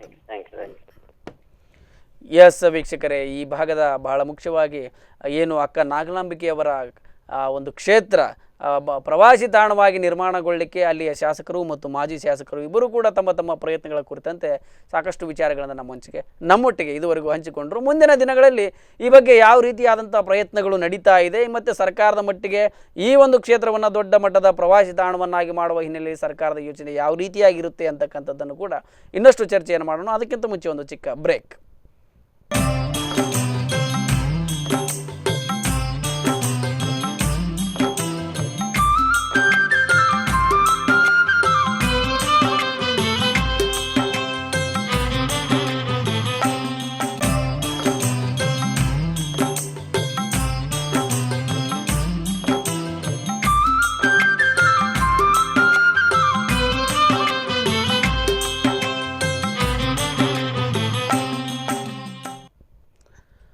ವಿರಾಮದ ಬಳಿಕ ಮತ್ತೊಮ್ಮೆ ಪ್ರವಾಸಿ ತಾಣವಾಗಲಿದೆ ಅಕ್ಕ ನಾಗಾಲಾಂಬಿಕೆಯ ಸ್ಮಾರಕ ತರೀಕೆರೆಯದ್ದು ಅಂತಕ್ಕಂಥ ವಿಶೇಷ ಕಾರ್ಯಕ್ರಮದಲ್ಲಿ ಮತ್ತೊಮ್ಮೆ ವೀಕ್ಷಕರಿಗೆಲ್ಲ ಸ್ವಾಗತ. ಎಸ್ ವೀಕ್ಷಕರು, ಇವತ್ತು ಬಹಳ ವಿಶೇಷವಾಗಿ ಇವತ್ತು ತರೀಕೆರೆ ಭಾಗದಲ್ಲಿ ಏನು ಈ ಒಂದು ಸ್ಮಾರಕ ಅಲ್ಲಿ ಒಂದು ಪ್ರವಾಸಿ ತಾಣವಾಗುವ ಸೂಚನೆ ಕಂಡು ಬರ್ತಾ ಇದೆ. ಜೊತೆಗೆ ಸರ್ಕಾರಗಳಾಗಿರ್ಬೋದು, ಸ್ಥಳೀಯ ಜನಪ್ರತಿನಿಧಿಗಳಾಗಿರ್ಬೋದು, ನಾಡಿನ ಶರಣ ಸಂತರಾಗಿರ್ಬೋದು, ಈ ಒಂದು ಐತಿಹಾಸಿಕ ಹಿನ್ನೆಲೆಯಲ್ಲಿ ಇರ್ತಕ್ಕಂಥ ಈ ಕ್ಷೇತ್ರವನ್ನು ಯಾವ ರೀತಿಯಾಗಿ ಮುಂದಿನ ದಿನಗಳಲ್ಲಿ ಬೆಳವಣಿಗೆ ಮಾಡಬೇಕು ಅನ್ನುವ ಹಿನ್ನೆಲೆಯಲ್ಲಿ ಇವತ್ತಿನ ಚರ್ಚೆಯನ್ನು ಮಾಡ್ತಾ ಇದ್ವಿ. ಈಗ ಬಸವ ಸಮಿತಿಯ ಬೆಂಗಳೂರಿನ ಅಧ್ಯಕ್ಷರಾದಂಥ ಅರವಿಂದ ಜೆತ್ತಿಯವರು ಕೂಡ ನಮ್ಮೊಟ್ಟಿಗೆ ಲೈನಲ್ಲಿದ್ದಾರೆ. ಅವರೊಟ್ಟಿಗೆ ಹೆಚ್ಚಿನ ಮಾಹಿತಿಯನ್ನು ಪಡೆಯೋಣ. ಹಲೋ ಸರ್, ನಮಸ್ತೆ. ನಮಸ್ತೆ ಸರ್, ಇವತ್ತು ಚಿಕ್ಕಮಗಳೂರು ಜಿಲ್ಲೆಯಲ್ಲಿ ಏನು ತರೀಕೆರೆಯಲ್ಲಿ ಬಹಳ ಮುಖ್ಯವಾಗಿ ಇವತ್ತು ಅಕ್ಕ ನಾಗಲಾಂಬಿಕೆಯವರ ಸ್ಮಾರಕವನ್ನು ಪ್ರವಾಸಿ ತಾಣವನ್ನಾಗಿ ಮಾಡುವ ವಿಚಾರದ ಅಡಿಯಲ್ಲಿ ಚರ್ಚೆ ನಡೀತಾ ಇದೆ. ನೇರ ಪ್ರಸಾರದಲ್ಲಿ ತಾವು ಮಾತನಾಡ್ತಾ ಇದ್ದೀರಿ. ಬಹಳ ಮುಖ್ಯವಾಗಿ ಇವತ್ತು ಸರ್ಕಾರದಿಂದ ಇದನ್ನು ಯಾವ ರೀತಿಯಾಗಿ ಬೆಳವಣಿಗೆ ಮಾಡಲಿಕ್ಕೆ ನಿಮ್ಮ ಪ್ರಕಾರ ಒಂದು ಸಲಹೆ ನೀಡ್ತೀರಿ ಅಂತಕ್ಕಂಥದ್ದು. ಸುಮಾರು ವರ್ಷಗಳ ಹಿಂದೆ ನನ್ನ ತಂದೆಯವರಾದ ಡಾಕ್ಟರ್ ಬಿ ಡಿ ಜತ್ತಿಯವರು ಉಪರಾಷ್ಟ್ರಪತಿಗಳಾಗಿದ್ದಾಗ ಈ ಸ್ಥಾನಕ್ಕೆ ಭೇಟಿ ನೀಡಿ ಅಲ್ಲಿ ಒಂದು ಕಲ್ಲಿನಲ್ಲಿಯೂ ಕೂಡ ಒಂದು ಇದು ಶಿಲಾಶಾಸನ ತರ ಮಾಡಿ ಹಾಕಿದ್ದಾರೆ. ಅದಾದ 25 ವರ್ಷಕ್ಕೆ ನಾನು ಹೋಗಿ ಅಲ್ಲಿಂದ ನಾನು ಜಾಮದಾರ್ ಅವರು ಕೂಡ ನೇರವಾಗಿ ಮಾತನಾಡಿದ್ದೆ. ಅವಾಗ ಅವರು ಅಧಿಕಾರದಲ್ಲಿ ಇದ್ರು. ಅವ್ರು ಹೇಳಿದ್ರು, ನಾನು ಆ ಕ್ಷೇತ್ರದ ಅಸಿಸ್ಟೆಂಟ್ ಕಮಿಷನರ್ ಆಗಿ ನನ್ನ ಕಾಯಕವನ್ನು ಆರಂಭ ಮಾಡಿದೆ, ಹೀಗಾಗಿ ನನಗೆ ವಿಶೇಷ ಗೌರವ ಇದೆ ಅಂತ ಹೇಳಿ ತಕ್ಷಣ 1.5 ಕೋಟಿ ಬಿಡುಗಡೆ ಮಾಡಿದ್ದು ನನಗೆ ನೆನಪಿದೆ. ಅದು ಆ ಸಂದರ್ಭ ಆದ ನಂತರ ಅಲ್ಲಿ ಕ್ಷೇತ್ರೀಯ ಒಂದು ಸ್ಥಳವನ್ನ ಕೊಡಬೇಕಾಗ್ತದೆ ಅಂತಕ್ಕಂತ ಮಾತನ್ನ, ಅದನ್ನ ಕ್ಷೇತ್ರ ಬೆಳವಣಿಗೆ ಆಗ್ಬೇಕಂದ್ರೆ ಜಾಗ ಬೇಕಾಗತ್ತೆ, ಆ ಜಾಗ ಕೊಡೋದಿಲ್ಲ ಅಂತಕ್ಕಂತ ಧ್ವನಿ ಬಂದು ಅಲ್ಲಿಯೂ ಕೂಡ ಮೌಢ್ಯಗಳನ್ನ ಯಾರೋ ಬಿತ್ತಿಟ್ಟಿದ್ದಾರೆ. ಆ ಜಾಗವನ್ನ ಸರ್ಕಾರಕ್ಕೆ ಕೊಟ್ರೆ ನಿಮ್ಮ ಮನೆಯಲ್ಲಿ ಯಾರ್ದೋ ಒಂದು ಜೀವ ಹೋಗುತ್ತೆ ಅಂತಕ್ಕಂತ ಮಾತು ಕೂಡ ಕೇಳ್ಬಂತ. ಅವಾಗ ಸಂದರ್ಭದಲ್ಲಿ ಅದು ಅದಕ್ಕೆ ಸರ್ಕಾರದಲ್ಲಿ ಇದ್ದಂತ ರಿಟೈರ್ಡ್ ಆಫೀಸರ್ಸ್ ಅದಕ್ಕೆ ಸಹಕಾರ ಮಾಡಿದ್ರು. ಇದೇನು ಮಾಡೋಕ್ ಬಿಡಬಾರದು ಅಂತಕ್ಕಂತ ಒಂದು ವಾತಾವರಣ ಬೆಳವಣಿಗೆ ಆಗಿ ಅಷ್ಟರಲ್ಲಿ ಜಾಮದಾರ್ ಅವರು ಅಲ್ಲಿಂದ ನಿವೃತ್ತರಾಗ್ತಾರೆ. ಆದ್ರೆ ಮುಂದೆ ನಾವು ಅದರ ಬಗ್ಗೆ ಹೆಚ್ಚಿನ ಕಾರಣ ಅಲ್ಲಿ ಕ್ಷೇತ್ರೀಯ ತೊಂದರೆ ಇರೋದ್ರಿಂದ ನಾವು ಮುಂದೆ ಅದನ್ನ ಹೆಚ್ಚಿಗೆ ಒತ್ತಡ ಕೊಡ್ಲಿಲ್ಲ. ಕೊಡ್ಬೇಕಾದ ಸರ್ಕಾರ ತನ್ನ ಮನಸ್ಸು ಮಾಡಿದ್ರೆ ಮಾಡದೇ ಇರ್ತಕ್ಕಂಥದ್ದೇನಿಲ್ಲ, ಖಂಡಿತವಾಗಿಯೂ ಮಾಡ್ಬೇಕಾದ್ರೆ ಮಾಡ್ಬೇಕಾಗ್ತದೆ. ಕಾರಣ ಒಬ್ಬ ಇಡೀ ಜಗತ್ತಿನಲ್ಲಿ ಒಂದು ಕನ್ನಡ ಸಾಹಿತ್ಯವನ್ನ ಉಳಿಸೋದಕ್ಕೆ ಹೋರಾಟ ಮಾಡಿ ಕ್ರಾಂತಿ ಸ್ವರೂಪ ಪಡೆದಿದ್ದು ಬಹುಶಃ ಇತಿಹಾಸದ ಇದೇ ಮೊದಲು ಅಥವಾ ಇದೇ ಕೊನೆ ಅಂತ ಕಾಣ್ತದೆ. ಅದರ ಮುಂದಾಳತ್ವವನ್ನ ವಹಿಸಿದ ಅಕ್ಕನಾಗಮ್ಮ ಅವರ ಬಗ್ಗೆ ನಾವು ಇಷ್ಟು ತಾತ್ಸರತೆ ವಹಿಸೋದು ಸರಿ ಅಲ್ಲ ಅನ್ನೋದು ನನ್ನ ವೈಯಕ್ತಿಕವಾದ ಭಾವನೆ.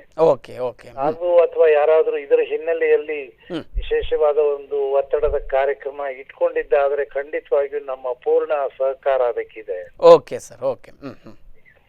ಈಗ ಸರ್ಕಾರದ ಮುಂದೆ ಯಾವ ರೀತಿಯಾದಂಥ ಪ್ರಸ್ತಾವನೆಯನ್ನ ಇಲ್ಲಿ ಸ್ಥಳೀಯರು ಸಂಘಟನೆಯಾಗಿ ನೀಡಬೇಕಾದ ಒಂದು ಅಗತ್ಯತೆ ಇದೆ ಅಂತ ಹೇಳ್ತೀರಿ ಸರ್?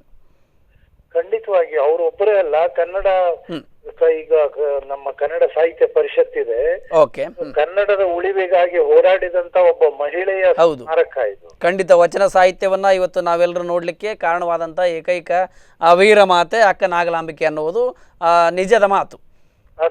ನೀವು ಕೇವಲ ವಚನ ಸಾಹಿತ್ಯ ಅಂತ ಗಮನಿಸಬೇಡಿ, ಕನ್ನಡ ಸಾಹಿತ್ಯದ ಒಂದು ವಿಶೇಷ ಪ್ರಾಕಾರವಾದ ವಚನವನ್ನ ಉಳಿಸಿದ್ರು ಅಂತ ಹೇಳಿ ಸರ್ಕಾರ ನೋಡ್ಕೊಡುದು. ಕನ್ನಡ ಸಾಹಿತ್ಯವನ್ನೇ ಉಳಿಸ್ತಕ್ಕಂತ ಇದೊಂದು ಅದ್ಭುತವಾದ ಕ್ರಿಯೆ. ಒಬ್ಬ ಹೆಣ್ಣು ಮಗಳು ತನ್ನ ಜೀವಕ್ಕೆ ಜೀವ ಪಣ ಇಟ್ಟು ಹೋರಾಡ್ತಾಳಲ್ಲ, ಇದು ಬಹಳ ವಿಶೇಷ. ಖಂಡಿತ. ಆದ್ರಿಂದ ಇದು ಅನಿವಾರ್ಯತೆ ಇದೆ, ಮಾಡ್ಲೇಬೇಕಾಗ್ತದೆ. ಮುಂದಿನ ದಿನಗಳಲ್ಲಿ ಇದನ್ನ ಒಂದು ಪ್ರವಾಸಿ ತಾಣವನ್ನಾಗಿ ಮಾಡುವುದಾದರೆ ಇದರ ರೂಪುರೇಷೆ ಹೇಗಿರಬೇಕು ಅಂತಕ್ಕಂಥದ್ದು ಸರ್ ನಿಮ್ಮ ಅಭಿಪ್ರಾಯ? ಅಲ್ಲಿ ರೂಪರೇಷೆ ಅಂದ್ರೆ ಅಲ್ಲಿ ಬಂದಾಗ ಒಂದು ಇದು ಸ್ಫೂರ್ತಿ ಕೇಂದ್ರವಾಗಿ ಕನ್ನಡ ಸಾಹಿತ್ಯವನ್ನ ಉಳಿಸೋದಕ್ಕೆ ನಾವು ಕನ್ನಡಿಗರಾಗಿ ಪ್ರತಿಯೊಬ್ಬರಲ್ಲಿಯೂ ಕೂಡ ಕೆಚ್ಚೆದೆಯಿಂದ ಯಾವುದೋ ಕಾರಣದಿಂದ ಕನ್ನಡನ ಉಳಿಸಬೇಕು ಅಂತಕ್ಕಂಥ ಸ್ಫೂರ್ತಿ ಕೇಂದ್ರವನ್ನು ಮಾಡಿ ತೋರಿಸಿದ್ರೆ ಯಾರೇ ಅಲ್ಲಿ ಪ್ರವಾಸಿ ತಾಣಕ್ಕೆ ಬಂದಾಗ ಸಾಹಿತ್ಯವನ್ನ ಉಳಿಸೋದಕ್ಕೆ ಹೋರಾಟ ಮಾಡ್ತಕ್ಕಂತಹ ವಿಶಿಷ್ಟವಾದ ಕಲ್ಪನೆ ಅಲ್ಲಿ ರೂಪಿತಗೊಂಡು ಅಲ್ಲಿ ಹೋದಾಗ ನನಗೆ ಸ್ಫೂರ್ತಿ ಸ್ಫೂರ್ತಿ ಕೇಂದ್ರವಾಗ್ಬೇಕಷ್ಟೇ. ಇನ್ನ ಗದ್ದಿಗೆಯಲ್ಲಿ ನಾವು ಅದು ಮಾಡ್ತೇವೆ, ಪೂಜೆ ಮಾಡ್ತೇವೆ ಅನ್ನತಕ್ಕಂತ ಮೌಢ್ಯಕ್ಕೆ ಒಳಗಾಗದೇನೆ ಆ ಕ್ಷೇತ್ರವನ್ನ ಒಂದು ಸ್ಫೂರ್ತಿ ಕೇಂದ್ರವನ್ನಾಗಿ ಮಾಡೋದು ಅರ್ಥಪೂರ್ಣ. ಅಲ್ಲೊಂದು ಗುಡಿ ಕಟ್ಟದೆ ಮತ್ತೆ ಮೌಢ್ಯಗಳನ್ನ ನಮ್ಮ ಊಟ ಹಾಕೋ ಮಾತಲ್ಲ, ಸ್ಫೂರ್ತಿ ಕೇಂದ್ರ ಆಗ್ಬೇಕದು. ಹಾಗೆ ಸರ್, ವಿಶೇಷವಾಗಿ ಅಕ್ಕ ನಾಗಲಾಂಬಿಕೆ ಅವರ ಕುರಿತಂತೆ ಒಂದು ಅವರ ಘಟನಾವಳಿಗಳನ್ನು, ಅವರ ಇತಿಹಾಸವನ್ನು ನೆನಪಿನಲ್ಲಿಡಬೇಕಾದ್ರೆ ಇವತ್ತು ಆಗಬೇಕಾದಂಥ ಕೆಲಸಗಳು ಯಾವ್ದು ಅಂತಕ್ಕಂಥದ್ದು? ಅಕ್ಕನಾಗಮ್ಮನವರ ಐತಿಹ್ಯ ಆಗ್ಲಿ ಅಥವಾ ಇಡೀ ಅವರು ಕಲ್ಯಾಣದಿಂದ ಆರಂಭವಾಗಿ ಉಡುಪಿ ಮೂಲಕ ಅಲ್ಲಿಗೆ ಬಂದಿರತಕ್ಕಂತ, ನಿಮ್ಮ ತರೀಕೆರೆಗೆ ಬಂದಿರತಕ್ಕಂತ ಇಡೀ ಪ್ರವಾಸ ಇದೆಯಲ್ಲ, ಅದರಲ್ಲಿ ಏನಾದ್ರೂ ವಿಶೇಷವಾದ ಕಾರ್ಯಕ್ರಮಗಳನ್ನ ರೂಪಿಸಬಹುದು.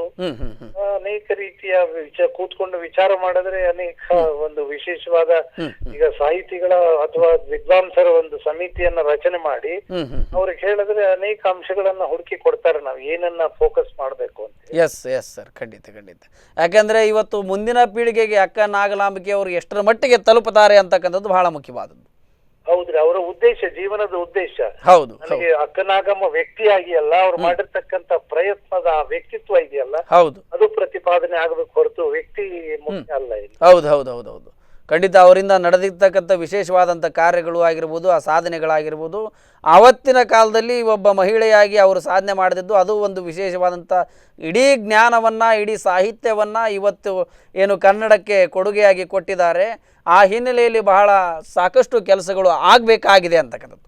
ಖಂಡಿತ. ನಾವೇನಾಗಿದೆ, ನಮ್ಮ ನಾಡಿನಲ್ಲಿ ವ್ಯಕ್ತಿ ಪೂಜೆ ಆರಂಭ ಮಾಡಿಬಿಡ್ತೇವೆ, ಮರೆತು ಬಿಡ್ತೇವೆ. ಈಗ ಬಸವಣ್ಣ ವ್ಯಕ್ತಿಯನ್ನ ಹಿಡ್ಕೊಂಡ್ಬಿಟ್ವಿ, ಆದ್ರೆ ಬಸವಣ್ಣ ಸಮಾಜದ ಕಟ್ಟ ಕಡೆಯ ವ್ಯಕ್ತಿಯನ್ನು ಶರಣನಾಗಿಸ್ಬೇಕು ಅಂತಕ್ಕಂಥ ಮೂಲ ತತ್ವವನ್ನ ಮರೆತು ಬಿಡ್ತೇವೆ. ಹಾಗೇನೆ ಅಕ್ಕನಾಗಮ್ಮ ಸಾಹಿತ್ಯವನ್ನು ಉಳಿಸಬೇಕು, ಅದರ ಮೂಲಕ ಸಮಾಜ ಬೆಳವಣಿಗೆ ಆಗಬೇಕು, ಬಸವಣ್ಣನ ಮೂಲ ತತ್ವ ಜಾಗೃತ ಆಗಬೇಕು ಅನ್ನೋದೇ ಸಾಹಿತ್ಯವನ್ನ ಉಳಿಸಿದ ಮೂಲ ಉದ್ದೇಶ. ಆ ಮೂಲ ಉದ್ದೇಶವನ್ನೇ ಮರೆತು ನಾವು ಮತ್ತೆ ವ್ಯಕ್ತಿ ಪೂಜಕರಾಗದೆ ತತ್ವ ಪೂಜಕರಾಗಬೇಕಾಗ್ತದೆ. Yes sir. ಈಗ ಈ ಒಂದು ಸ್ಮಾರಕ ನಿರ್ಮಾಣವಾಗುವ ನಿಟ್ಟಿನಲ್ಲಿ ತುರ್ತಾಗಿ ಸರ್ಕಾರ ಏನೇನು ಚಟುವಟಿಕೆಗಳನ್ನ ಹಮ್ಮಿಕೊಳ್ಳಬಹುದು ಅಂತಕ್ಕಂಥದ್ದು? ತಕ್ಷಣ ಒಂದು ಹೈ ಲೆವೆಲ್ ಕಮಿಟಿ ಮಾಡಿ ಅದಕ್ಕೆ ಫುಲ್ ಪವರ್ಸ್ ಕೊಟ್ಟು, ನಂತರ ಅಲ್ಲಿ ಸಂಶೋಧಕರು ಇವ್ರನ್ನೆಲ್ಲಾರನ್ನು ಸೇರಿಸಿ, ಯಾವುದು ಸತ್ಯದಿಂದ ದೂರವಾಗಿರಬಾರದು, ಪ್ರತಿಯೊಂದು ಸತ್ಯದ ಹಿನ್ನೆಲೆಯಲ್ಲಿ ಹುಡುಕಾಟ ಮಾಡಿ ಅದಕ್ಕೆ ಸಂಬಂಧವಾದ ಅನೇಕರಿದ್ದಾರೆ, ಅವ್ರನ್ನೆಲ್ಲ ಸೇರಿಸಿ ಒಂದು ಫಸ್ಟ್ ಕಮಿಟಿ ಫಾರ್ಮ್ ಆಗ್ಬೇಕು. ಹೈ ಪವರ್ಸ್ ಇರಬೇಕು. ತದನಂತರ ಅದಕ್ಕೆ ಬೇಕಾದಂತ ಹಣವನ್ನ ಸರ್ಕಾರ ಬಿಡುಗಡೆ ಮಾಡಿದ್ರೆ ಅದು ತಾನಾಗಿ ಒಂದು ಪ್ರವಾಸ ತಾಣವಾಗಿ ಪರಿವರ್ತನೆ ಖಂಡಿತವಾಗಿಯೂ ಆಗ್ತದೆ ಅಂತಕ್ಕಂಥದ್ದು. ಈಗಾಗಲೇ ಈ ಒಂದು ತರೀಕೆರೆಯ ಈ ಒಂದು ಕ್ಷೇತ್ರದಲ್ಲಿ ಬಹಳಷ್ಟು ಕೆಲಸ ಕಾರ್ಯಗಳು ಖಾಸಗಿಯಾಗಿ ಡಾಕ್ಟರ್ ಪಂಡಿತಾರಾಧ್ಯ ಸ್ವಾಮೀಜಿಯವರು ಒಂದಷ್ಟು ಚಟುವಟಿಕೆಗಳನ್ನು ಆರಂಭಿಸಿದ್ದಾರೆ. ಮುಂದಿನ ತಿಂಗಳು ಕೂಡ ಅಲ್ಲಿ ಒಂದು ವಿಶೇಷವಾದಂಥ ಸ್ಮರಣೋತ್ಸವ ಅಂತಕ್ಕಂಥ ಕಾರ್ಯಕ್ರಮವನ್ನು ಕೂಡ ಇಟ್ಕೊಂಡಿದ್ದಾರೆ. ಸರ್ಕಾರದ ಗಮನವನ್ನು ಹೆಚ್ಚಿನ ಮಟ್ಟದಲ್ಲಿ ಸೆಳೆಯಲಿಕ್ಕೆ ಆಗಿರ್ಬೋದು ಅಥವಾ ಜಾಗೃತಿಯನ್ನು ಮಾಡಲಿಕ್ಕೆ ಆಗಿರ್ಬೋದು, ಒಂದು ಅಕ್ಕ ನಾಗಲಾಂಬಿಕೆಯವರ ವಿಶೇಷತೆಯನ್ನು, ಇವರ ಇತಿಹಾಸವನ್ನು ಹೆಚ್ಚಿನ ಮಟ್ಟದಲ್ಲಿ ಪ್ರಸಾರ ಮಾಡಿ ಅದನ್ನು ಹೆಚ್ಚಿನ ಮಟ್ಟದಲ್ಲಿ ಬೆಳವಣಿಗೆ ಆಗಲಿಕ್ಕೆ ಪೂರಕವಾದಂಥ ಚಟುವಟಿಕೆಗಳು ಆರಂಭವಾಗಿದೆ ಅಂತಕ್ಕಂಥದ್ದು ಈಗ. ಹೌದು, ಅದು ಪೂಜ್ಯರು ಬಹಳ ಇಂತಹ ವಿಶೇಷ ಕಲ್ಪನೆ ನಿರಂತರವಾಗಿ ಮಾಡ್ತಾನೆ ಇರ್ತಾರೆ. ಅದರಲ್ಲಿ ಇದನ್ನು ಕೂಡ ಅವ್ರು ತಗೊಂಡಿರೋದು ಬಹಳ ಸಂತೋಷದ ವಿಷಯ. ಅವ್ರು ತಗೊಂಡಾಗ ಇಡೀ ಸಮಾಜವೇ ಅವ್ರ ಜೊತೆ ಇದ್ದೇ ಇರ್ತದೆ. ಹೀಗಾಗಿ ಅದೊಂದು ಅಕ್ಕನಾಗಮ್ಮನ ಪ್ರಜ್ಞೆ ಸಮಾಜದಲ್ಲಿ ಮೂಡಿದಾಗ ಅದು ಸಾಹಿತ್ಯದ ವಿಶೇಷವಾದ ಉಳಿವಿನ ಪ್ರಜ್ಞೆಯಾಗಿ ವಿಕಾಸವಾಗಿ ಆಗುತ್ತೆ. ಖಂಡಿತ. ಹಾಗೆ ಅವರ ವಚನಗಳ ಬಗ್ಗೆ ತಾವು ಯಾವ ಅಭಿಪ್ರಾಯವನ್ನು, ಎಷ್ಟು ವಚನಗಳು ಸಿಕ್ಕಿದೆ, ಅದರಲ್ಲಿ ಏನು ವಿಶೇಷತೆ, ಅವರು ಸ್ವತಃ ವಚನಕಾರ್ತಿಯಾಗಿದ್ರು ಕೂಡ ಅಂತಕ್ಕಂಥದ್ದು? ಖಂಡಿತವಾಗಿ ಈಗ ಕ್ಷಣದಲ್ಲಿ ನನಗೆ ವಚನದ ನೆನಪು ಬರ್ಲಿಕ್ಕಿಲ್ಲ, ಆದ್ರೂ ಕೂಡ ಶರಣರ ವಚನಗಳಲ್ಲಿ ಏನು ವಿಶೇಷತೆ ಇದೆ ಅಂದ್ರೆ ಅಂಗ ಮತ್ತು ಲಿಂಗ. ಪ್ರತಿಯೊಬ್ಬರಲ್ಲಿ ಈಗ ನೀವು ಕೂಡ ಅಂಗ, ಅದರಲ್ಲಿ ಒಳಗಿರ್ತಕ್ಕಂಥ ಪ್ರಾಣವೇ ಲಿಂಗ ಅನ್ನೋದನ್ನ ಮರ್ತು ಹೋಗ್ತೇವೆ. ನಾವು ಅಂಗದ ಸಾಕ್ಷಿಯಾಗಿ ಬದುಕೋದಕ್ಕೆ ಶುರು ಮಾಡ್ತೇವೆ, ಲಿಂಗ ಸಾಕ್ಷಿಯನ್ನ ಮರೆತು ಬಿಡ್ತೇವೆ. ಅಕ್ಕನಾಗಮ್ಮನಾಗ್ಲಿ, ಬಸವಣ್ಣನಾಗ್ಲಿ, ಅಲ್ಲಮ್ಮ ಪ್ರಭು ಆಗ್ಲಿ, ಇನ್ನ ಬದುಕಿಗೆ ಬಂದಿರೋದು ಅಂಗ ಲಿಂಗಕ್ಕಾಗಿ ಬಂದಿದೆ ಹೊರತು ಲಿಂಗ ಅಂಗಕ್ಕಾಗಿ ಬಂದಿಲ್ಲ ಅನ್ನೋ ಮಾತೇನಿದೆ, ಇದು ಶರಣರು ನಮಗೆ ಒತ್ತಿ ಹೇಳ್ತಾರೆ. ನೀನು ಕನ್ನಡಿಯನ್ನು ನೋಡ್ಕೊಂಡು ಅಂಗವನ್ನು ನೋಡ್ತೀಯ ಹೊರತು ಪ್ರಾಣವನ್ನು ನೋಡಕ್ ಹೇಳೋಕ್ಕಾಗೋದಿಲ್ಲ. ಹೌದು, ಖಂಡಿತ. ನೀನು ನಿನ್ನ ಹುಟ್ಟುವುದಕ್ಕಿಂತ ಮೊದಲು ಪ್ರಾಣ ಸ್ವರೂಪಿಯಾಗಿದ್ದೆ, ಜೀವ ಹೋದ್ಮೇಲೂ ನೀನು ಪ್ರಾಣ ಸ್ವರೂಪಿಯಾಗಿರ್ತೀಯ. ಮಧ್ಯೆ ಬಂದಂತ ಈ ಅಂಗ ವ್ಯವಸ್ಥೆ ಏನಿದೆ ಅದನ್ನ ನೀನು ನಂಬಿ ಬರೀ ನಾನು ಸ್ವಾರ್ಥವಾಗಿ ಬದುಕ್ತೀನಲ್ಲ, ನಿಸ್ವಾರ್ಥವಾಗಿ ಲಿಂಗ ಸಾಕ್ಷಿಯಾಗಿ ಬದುಕೋದು ಸಮಾಜಕ್ಕೆ ಒಳ್ಳೇದಾಗ್ತದೆ ಅಂತಕ್ಕಂತ ಮಾತು ಎಲ್ಲವೂ ವಚನಗಳಲ್ಲಿ ಪ್ರತಿಪಾದನೆ ಆಗ್ತವೆ. ಸಂಶೋಧನೆ ಆದ್ರೆ ಈಗ ಸಿಕ್ಕಿರೋ ವಚನವೇ ಅಂತಿಮ ಅಂತ ಹೇಳೋಕ್ಕಾಗೋದಿಲ್ಲ. ಅನೇಕ ವಚನಗಳು ಈಗಲೂ ಸಿಗ್ತಾನೆ ಇವೆ. ಅನೇಕ ಶರಣರ ವಚನಗಳನ್ನ ಇನ್ನ ಹುಡುಕಬೇಕಾದ ಅನಿವಾರ್ಯತೆನೂ ಇದೆ. ಖಂಡಿತ ಸರ್, ಖಂಡಿತ. ಸಾಕಷ್ಟು ಅಭಿಪ್ರಾಯಗಳನ್ನ, ಸಾಕಷ್ಟು ಸಲಹೆಗಳನ್ನ ಕಾರ್ಯಕ್ರಮದಲ್ಲಿ ಭಾಗವಹಿಸಿ ತಾವು ನೀಡಿದ್ರಿ. ತಮ್ಮ ಮಾಹಿತಿಗಾಗಿ, ತಮ್ಮ ಅಭಿಪ್ರಾಯಕ್ಕಾಗಿ ಧನ್ಯವಾದಗಳು ಸರ್. ಅಲ್ಲ, ನಿಮ್ಮ ಸ್ಪಂದನ ಟಿವಿ ಕೂಡ ಇಂಥ ವಿಶೇಷವಾಗಿ ಕಾರ್ಯಕ್ರಮ ಮಾಡಿದ್ದಕ್ಕೂ ವೈಯಕ್ತಿಕವಾಗಿ ಅಭಿನಂದನೆಗಳು. ಖಂಡಿತ ಸರ್, ಯಾಕಂದ್ರೆ ಇವತ್ತು ತರೀಕೆರೆಯಲ್ಲಿ ಈ ರೀತಿಯಾದಂಥ ಬೆಳವಣಿಗೆ ಆಗ್ತಕ್ಕಂಥದ್ದು ಒಂದು ಮಾಧ್ಯಮದಲ್ಲಿ ವರದಿಯಾದಾಗ ವಿಶೇಷವಿದೆ, ಇದು ಚರ್ಚೆ ಆಗಬೇಕಾದಂಥ ವಿಷಯ ಅನಿಸಿದ್ರಿಂದ ನಾವು ಒಂದು ಚರ್ಚೆಗೆ ತೆಗೆದುಕೊಂಡು ನಿಮ್ಮನ್ನೆಲ್ಲ ಸಂಪರ್ಕ ಮಾಡಿ ಅಭಿಪ್ರಾಯಗಳ ಸಂಗ್ರಹವನ್ನ ಮಾಡ್ತಕ್ಕಂಥದ್ದು. ಅಲ್ಲ, ಕ್ಷೇತ್ರೀಯ ಚಾನೆಲ್ ಆಗಿ ತಾವು ರಾಷ್ಟ್ರ ಮಟ್ಟದ ಚಾನೆಲ್ ನಷ್ಟು ಆಸಕ್ತಿ ವಹಿಸಿ ವಿಕಾಸ ಮಾಡೋದು ಪ್ರಯತ್ನ ಮಾಡಿದ್ದು ನಿಜವಾದ ಅಭಿನಂದನೆಗಳು. ಖಂಡಿತ sir, thank you sir, thank you so much. ಧನ್ಯವಾದ. Okay sir. ಎಸ್ ವೀಕ್ಷಕರೇ, ಬಹಳ ಮುಖ್ಯವಾಗಿ ಇವತ್ತು ಏನು ಅರವಿಂದ್ ಜತ್ತಿಯವರು ಕೂಡ ಭಾಗವಹಿಸಿ ಕಾರ್ಯಕ್ರಮದಲ್ಲಿ ಸಾಕಷ್ಟು ಅಭಿಪ್ರಾಯಗಳನ್ನು ವ್ಯಕ್ತಪಡಿಸಿದರು. ಏನು ಒಂದು ಗತಕಾಲದಲ್ಲಿ ಕಳೆದು ಹೋದಂಥ ಅಥವಾ ಒಂದು 12ನೇ ಶತಮಾನದಲ್ಲಿ ಕಳೆದು ಹೋದಂಥ ಒಬ್ಬ ವೀರಮಾತೆ, ಒಬ್ಬ ಅಕ್ಕ ನಾಗಲಾಂಬಿಕೆ ಅಂತಕ್ಕಂಥ ವಿಶೇಷವಾದಂಥ ಶರಣೆ ಆವತ್ತಿನ ಕಾಲಕ್ಕೆ ಇಡೀ ಶರಣ ಸಾಹಿತ್ಯವನ್ನು ರಾಶಿ ರಾಶಿಯಾಗಿ ವಚನಗಳ ಕಟ್ಟನ್ನು ಸುಟ್ಟಾಕ್ತಕ್ಕಂಥ ಸಂದರ್ಭದಲ್ಲಿ, ನೀರಿಗೆ ಹಾಕ್ತಕ್ಕಂಥ ಸಂದರ್ಭಗಳಲ್ಲಿ ಅವೆಲ್ಲವುಗಳನ್ನು ತಮ್ಮ ಇತರ ಶರಣರೊಟ್ಟಿಗೆ ಸೇರಿ ಸ್ವತಃ ಖಡ್ಗವನ್ನು ಹಿಡಿದು ಸಾಕಷ್ಟು ಜನರೊಟ್ಟಿಗೆ ಯುದ್ಧವನ್ನು ಮಾಡಿ ಆ ಎಲ್ಲವುಗಳನ್ನು ತೆಗೆದುಕೊಂಡು ಬಂದು ಆ ವಚನಗಳ ರಾಶಿ ರಾಶಿ ಕಟ್ಟುಗಳನ್ನು, ಗಂಟುಗಳನ್ನು ಕುದುರೆ ಮೇಲಿಟ್ಟುಕೊಂಡು ಬಂದು ದಾಂಡೇಲಿಯ ಉಳಿವಿಯ ಕಾಡಿನಲ್ಲಿ ಅವುಗಳನ್ನು ಗುಹೆಗಳಲ್ಲಿ ಸಂರಕ್ಷಣೆ ಮಾಡಿಟ್ಟು ಮುಂದಿನ ಪೀಳಿಗೆಗೆ ಇಡೀ ಒಂದು ಕನ್ನಡ ಸಾಹಿತ್ಯದ ಪ್ರಾಕಾರವೇ ಇವತ್ತು ನಾವು ಓದ್ತಾ ಇದ್ದೇವೆ ಅಂದರೆ ಅದು ಅಕ್ಕ ನಾಗಲಾಂಬಿಕೆಯವರ ಒಂದು ಬಹಳ ಅದ್ಭುತವಾದಂಥ ಕೊಡುಗೆ ಅಂತಕ್ಕಂಥದ್ದು. ಈ ಕೊಡುಗೆಯನ್ನು ನೀಡಿದಂಥ ಅಕ್ಕ ನಾಗಲಾಂಬಿಕೆಯವರ ಏನು ಕಟ್ಟುಗಳಿಂದ ಬಂದಂಥ ವಚನಗಳಲ್ಲಿರ್ತಕ್ಕಂಥ ಸಾಕಷ್ಟು ಶರಣರನ್ನು ನಾವು ಇವತ್ತು ಪೂಜಿಸ್ತೇವೆ, ನೆನಪಿಸ್ಕೊಳ್ತೇವೆ. ಅವರ ಸಾಕಷ್ಟು ವಚನಗಳನ್ನು ನಾವು ಸಾಕಷ್ಟು ಪ್ರಮಾಣದಲ್ಲಿ ಅಧ್ಯಯನ ಮಾಡ್ತೇವೆ, ಅದರ ಮೇಲೆ ಸಂಶೋಧನೆಗಳನ್ನು ಮಾಡ್ತೇವೆ, ಸಾಕಷ್ಟು ಉಪನ್ಯಾಸಗಳಲ್ಲಿ ಬಳಸ್ತೇವೆ, ಅವುಗಳನ್ನು ಸ್ವತಃ ನಮ್ಮ ಬದುಕಿನಲ್ಲಿ ಅಳವಡಿಸಿಕೊಳ್ಳುವ ಪ್ರಯತ್ನವನ್ನು ಮಾಡ್ತೇವೆ. ಆದರೆ ಇಡೀ ಬಸವಣ್ಣನವರಾಗಿರ್ಬೋದು, ಅವರ ಇಡೀ ಶಿವಶರಣರ ಪರಂಪರೆ ಆಗಿರ್ಬೋದು, ಅದೆಲ್ಲಕ್ಕೂ ಕೂಡ ಬಹಳ ಮುಖ್ಯವಾಗಿ ಕಾರಣ ಪ್ರೇರಿತವಾಗಿ ಅಕ್ಕ ನಾಗಲಾಂಬಿಕೆ ಉಳಿಸಿಕೊಟ್ಟಂಥ ವಚನ ಸಾಹಿತ್ಯ ಅಂತಕ್ಕಂಥದ್ದು. ಅಂತಹ ಅಕ್ಕ ನಾಗಲಾಂಬಿಕೆಯವರು ಮುಂದಿನ ಪೀಳಿಗೆಗೆ ಎಷ್ಟರ ಮಟ್ಟಿಗೆ ಪರಿಚಯವಾಗಿ ಉಳಿತಾರೆ ಅನ್ನೋ ಹಿನ್ನೆಲೆಯಲ್ಲಿ ಈ ಒಂದು ಸ್ಮಾರಕ ಅಥವಾ ಅವರ ನೆನಪಿಗೆ ಪೂರಕವಾದಂಥ ಚಟುವಟಿಕೆಗಳನ್ನು ಹಮ್ಮಿಕೊಳ್ತಕ್ಕಂಥದ್ದು ಬಹಳ ಮಹತ್ವಪೂರ್ಣವಾದ ವಿಷಯವಾಗಿದೆ. ಈ ಬಗ್ಗೆ ನಾವು ಮತ್ತಷ್ಟು ಚರ್ಚೆಯನ್ನು ಮಾಡೋಣ. ಮತ್ತಷ್ಟು ಗಣ್ಯರನ್ನು, ಮತ್ತಷ್ಟು ಈ ಒಂದು ಸ್ಮಾರಕದ ವಿಚಾರದಲ್ಲಿ ಇರ್ತಕ್ಕಂಥ ಎಲ್ಲ ವಿವಿಧ ರಾಜಕೀಯ ಪ್ರತಿನಿಧಿಗಳಾಗಿರ್ಬೋದು, ಶರಣ ಸಂತರಾಗಿರ್ಬೋದು, ಮತ್ತಷ್ಟು ಗಣ್ಯರನ್ನು ಮಾತನಾಡಿಸಿ ಈ ಬಗ್ಗೆ ಹೆಚ್ಚಿನ ವಿವರಗಳನ್ನು ಪಡೆದುಕೊಳ್ಳೋಣ. ಅದಕ್ಕಿಂತ ಮುಂಚೆ ಒಂದು ಚಿಕ್ಕ ಬ್ರೇಕ್.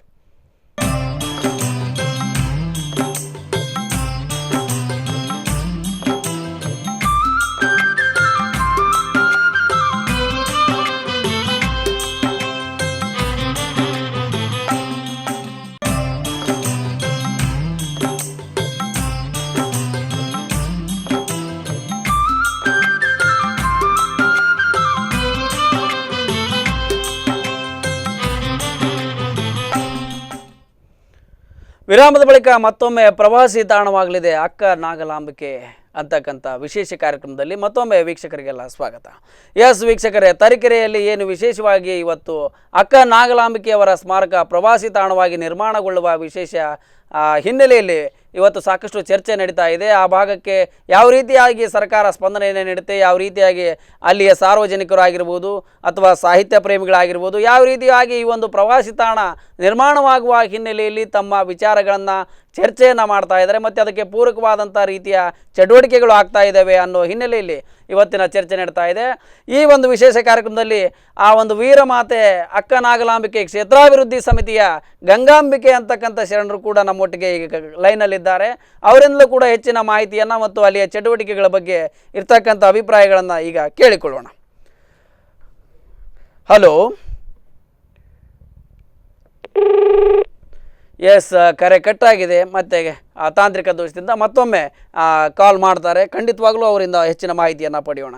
ಎಸ್ ವೀಕ್ಷಕರೇ, ಬಹಳ ಮುಖ್ಯವಾಗಿ ಇವತ್ತು ಏನು ಈ ಒಂದು ವೀರಮಾತೆ ಅಕ್ಕ ನಾಗಲಾಂಬಿಕೆಯ ಕ್ಷೇತ್ರಾಭಿವೃದ್ಧಿ ಸಮಿತಿ ಅಲ್ಲಿ ಸಾಕಷ್ಟು ಕೆಲಸಗಳನ್ನು ಅಥವಾ ಅಲ್ಲಿ ಸೇವೆಯನ್ನು ಮಾಡ್ತಕ್ಕಂಥ ಬಂದಿದ್ದನ್ನು ಅಲ್ಲಿಯ ಒಂದು ಚಟುವಟಿಕೆಗಳು ಹೇಳ್ತವೆ ಅಂತಕ್ಕಂಥದ್ದು. ಜೊತೆಗೆ ಇವರೊಟ್ಟಿಗೆ ಈಗ ಪಂಡಿತಾರಾಧ್ಯ ಶ್ರೀಗಳು ಏನು ಸಾಣೆಹಳ್ಳಿಯ ಸ್ವಾಮೀಜಿಯವರು ಕೂಡ ಸಾಕಷ್ಟು ಒಂದು ದೊಡ್ಡ ಮಟ್ಟದ ನೇತೃತ್ವವನ್ನು ವಹಿಸಿ ಈ ಬಗ್ಗೆ ಹೆಚ್ಚಿನ ಒಂದು ಆಸಕ್ತಿಯನ್ನು ಹೊಂದಿದ್ದಾರೆ. ಬನ್ನಿ ಈಗ ಮತ್ತೆ ಗಂಗಾಂಬಿಕೆ ಅವರು ನಮ್ಮೊಟ್ಟಿಗೆ ಕರೆಯಲ್ಲಿದ್ದಾರೆ. ಅವರೊಟ್ಟಿಗೆ ಹೆಚ್ಚಿನ ಮಾಹಿತಿಯನ್ನು ಪಡೆಯೋಣ. ಹಲೋ ಮೇಡಮ್, ನಮಸ್ತೆ. ನಮಸ್ಕಾರ ಸರ್. ನಮಸ್ಕಾರ. ಇವತ್ತು ತರೀಕೆರೆಯಲ್ಲಿ ಏನು ಅಕ್ಕ ನಾಗಲಾಂಬಿಕೆಯವರ ಸ್ಮಾರಕ ದೊಡ್ಡ ಮಟ್ಟದ ಪ್ರವಾಸಿ ತಾಣವನ್ನಾಗಿ ಮಾಡಬೇಕು ಅನ್ನೋ ಹಿನ್ನೆಲೆಯ ವಿಚಾರ ತುಂಬ ಮಾಧ್ಯಮದಲ್ಲಿ ಚರ್ಚೆ ಆಗ್ತಾ ಇದೆ. ಇಲ್ಲಿಯ ವಿಶೇಷತೆ ಏನು ಅಂತಕ್ಕಂಥದ್ದು, ಯಾಕೆ ಇದು ಪ್ರವಾಸಿ ತಾಣವಾಗಿ ಪರಿವರ್ತನೆಯಾಗುವ ಅಗತ್ಯತೆ ಇದೆ ಇವತ್ತು? ಸರ್, 12ನೇ ಶತಮಾನದಲ್ಲಿ ಸಮಾನತೆಯ ಸಂದೇಶವನ್ನ ಸಾರಿ ದಲಿತರಿಗೆ, ದೀನರಿಗೆ, ಪತಿತರಿಗೆ ಧರ್ಮ ಸಂಸ್ಕಾರ ನೀಡಿದಂತಹ ಮೊಟ್ಟ ಮೊದಲ ಸಮತಾವಾದಿ ವಿಶ್ವಗುರು ಬಸವಣ್ಣನವರು. ಅವರನ್ನ ರೂಪಿಸಿದಂತಹ ತಾಯಿ ಕ್ರಾಂತಿ ಗಂಗೋತ್ರಿ ಅಕ್ಕನಾಗಮ್ಮನವರದು. ಯಾಕೆ ಅಂದ್ರೆ ಅಕ್ಕನಾಗಮ್ಮನವರ ವ್ಯಕ್ತಿತ್ವ ಅತ್ಯಂತ ಉನ್ನತವಾಗಿದೆ. ಕಾರಣ ಏನು ಅಂದ್ರೆ ಬಾಲಕ ಬಸವಣ್ಣನವರ ಹೃದಯದಲ್ಲಿ ಸಮತಾವಾದದ ಕ್ರಾಂತಿಯ ಬೀಜವನ್ನ ಮೊಟ್ಟ ಮೊದಲು ಬಿತ್ತಿದ್ದೆ ಅಕ್ಕನಾಗಮ್ಮ ತಾಯಿಯವರು. ಗುರು ಬಸವಣ್ಣನವರ ಜಾತ್ಯತೀತ ಸಮಾಜ ನಿರ್ಮಾಣದ ಒಂದು ಮಹೋನ್ನತವಾದ ಕಾರ್ಯಗಳಿಗೆ ಹೆಗಲಿನೆಯಾಗಿ ನಿಂತವರು ಅಕ್ಕನಾಗಮ್ಮನವರು. ಹಾಗಾಗಿ ಇಂತಹ ಒಂದು ಕ್ರಾಂತಿಕಾರಕವಾದ ವಿಚಾರಗಳು ಮುಂದಿನ ಪೀಳಿಗೆಗೆ ತಲುಪಬಾರದು ಅನ್ನುವಂತಹ ದುರುದ್ದೇಶದಿಂದ ಸಂಪ್ರದಾಯವಾದಿಗಳು, ಪುರೋಹಿತಶಾಹಿಗಳು ವಚನ ಸಾಹಿತ್ಯವನ್ನ ನಾಶಪಡಿಸೋದಕ್ಕೆ ಯತ್ನಿಸಿದಾಗ ಖಡ್ಗ ಹಿಡಿದು ಹೋರಾಡಿ ವಚನ ಸಾಹಿತ್ಯವನ್ನ ರಕ್ಷಿಸಿದಂತಹ ದಿಟ್ಟ ಮಹಿಳೆ ಅಕ್ಕನಾಗಮ್ಮನವರು. ಹಾಗಾಗಿ ಅವತ್ತು ಅವರು ತ್ಯಾಗ ಬಲಿದಾನ ಮಾಡಿ ವಚನ ಸಾಹಿತ್ಯ ಉಳಿಸಿದ್ದಕ್ಕೆ ಕನ್ನಡ ಸಾರಸ್ವತ ಲೋಕಕ್ಕೆ ಅಮೂಲ್ಯವಾಗಿರ್ತಕ್ಕಂತ ವಚನ ಸಾಹಿತ್ಯ ಇವತ್ತು ಸಿಕ್ಕಿದೆ. ಇಡೀ ಜಗತ್ತಿನ ಜೀವ ಜಲ ವಚನ ಸಾಹಿತ್ಯ ಅಂತ ಹೇಳ್ಬೋದು. ಯಾಕೆಂದ್ರೆ ಒಂದು ರಂಗಕ್ಕೆ, ಒಂದು ವರ್ಣಕ್ಕೆ ಸೀಮಿತವಾಗಿರ್ತಕ್ಕಂಥದ್ದು ವಚನ ಸಾಹಿತ್ಯ ಅಲ್ಲ. ಈ ಮಾನವ ಕುಲಕ್ಕೆ ಬೇಕಾಗಿರ್ತಕ್ಕಂಥ ಒಂದು ಜ್ಞಾನವನ್ನ ಇವತ್ತು ವಚನ ಸಾಹಿತ್ಯದಲ್ಲಿ ಕಾಣ್ತಾ ಇದ್ದೀವಿ. ಹಾಗಾಗಿ ಇವತ್ತು ಅಕ್ಕನಾಗಮ್ಮನವರನ್ನಂತಹ ಮಹೋನ್ನತವಾದಂತಹ ವ್ಯಕ್ತಿತ್ವ ಉಳ್ಳಂತಹ ಚೇತನದ ಒಂದು ಐಕ್ಯ ಕ್ಷೇತ್ರ ಇವತ್ತು ಲಿಂಗೈಕ್ಯರಾದಂತಹ ತಾಣ ಅತ್ಯಂತ ಶಿಥಿಲ ಆಗಿದೆ ಸರ್. ಯಾಕೆ ಅಂದ್ರೆ ಅಕ್ಕನಾಗಮ್ಮನವರು ಒಂದು ವೇಳೆ ಇಲ್ಲ ಅಂದ್ರೆ ಬಸವಣ್ಣನವರು ಇಲ್ಲ, ಬಸವಣ್ಣನವರು ಇಲ್ಲ ಅಂದ್ರೆ ಅನುಭವ ಮಂಟಪ ಇಲ್ಲ, ಅನುಭವ ಮಂಟಪ ಇಲ್ಲ ಅಂದ್ರೆ ಶರಣರು ಇಲ್ಲ, ಶರಣರು ಇಲ್ಲ ಅಂದ್ರೆ ವಚನ ಸಾಹಿತ್ಯ ಇಲ್ಲ. ಹಾಗಾಗಿ ಎಲ್ಲಕ್ಕೂ ಮೂಲ ಚೇತನ ಅಕ್ಕನಾಗಮ್ಮ ತಾಯಿಯವರು. ಹಾಗಾಗಿ ಆ ತಾಯಿಯ ಕ್ಷೇತ್ರ ನಿರಂತರವಾಗಿ ಜ್ಞಾನ ದಾಸೋಹ, ಪ್ರಸಾದ ದಾಸೋಹ ನಡೀಬೇಕು. ಅಲ್ಲೊಂದು ಬೃಹತ್ ಸ್ಮಾರಕ ಆಗಬೇಕು.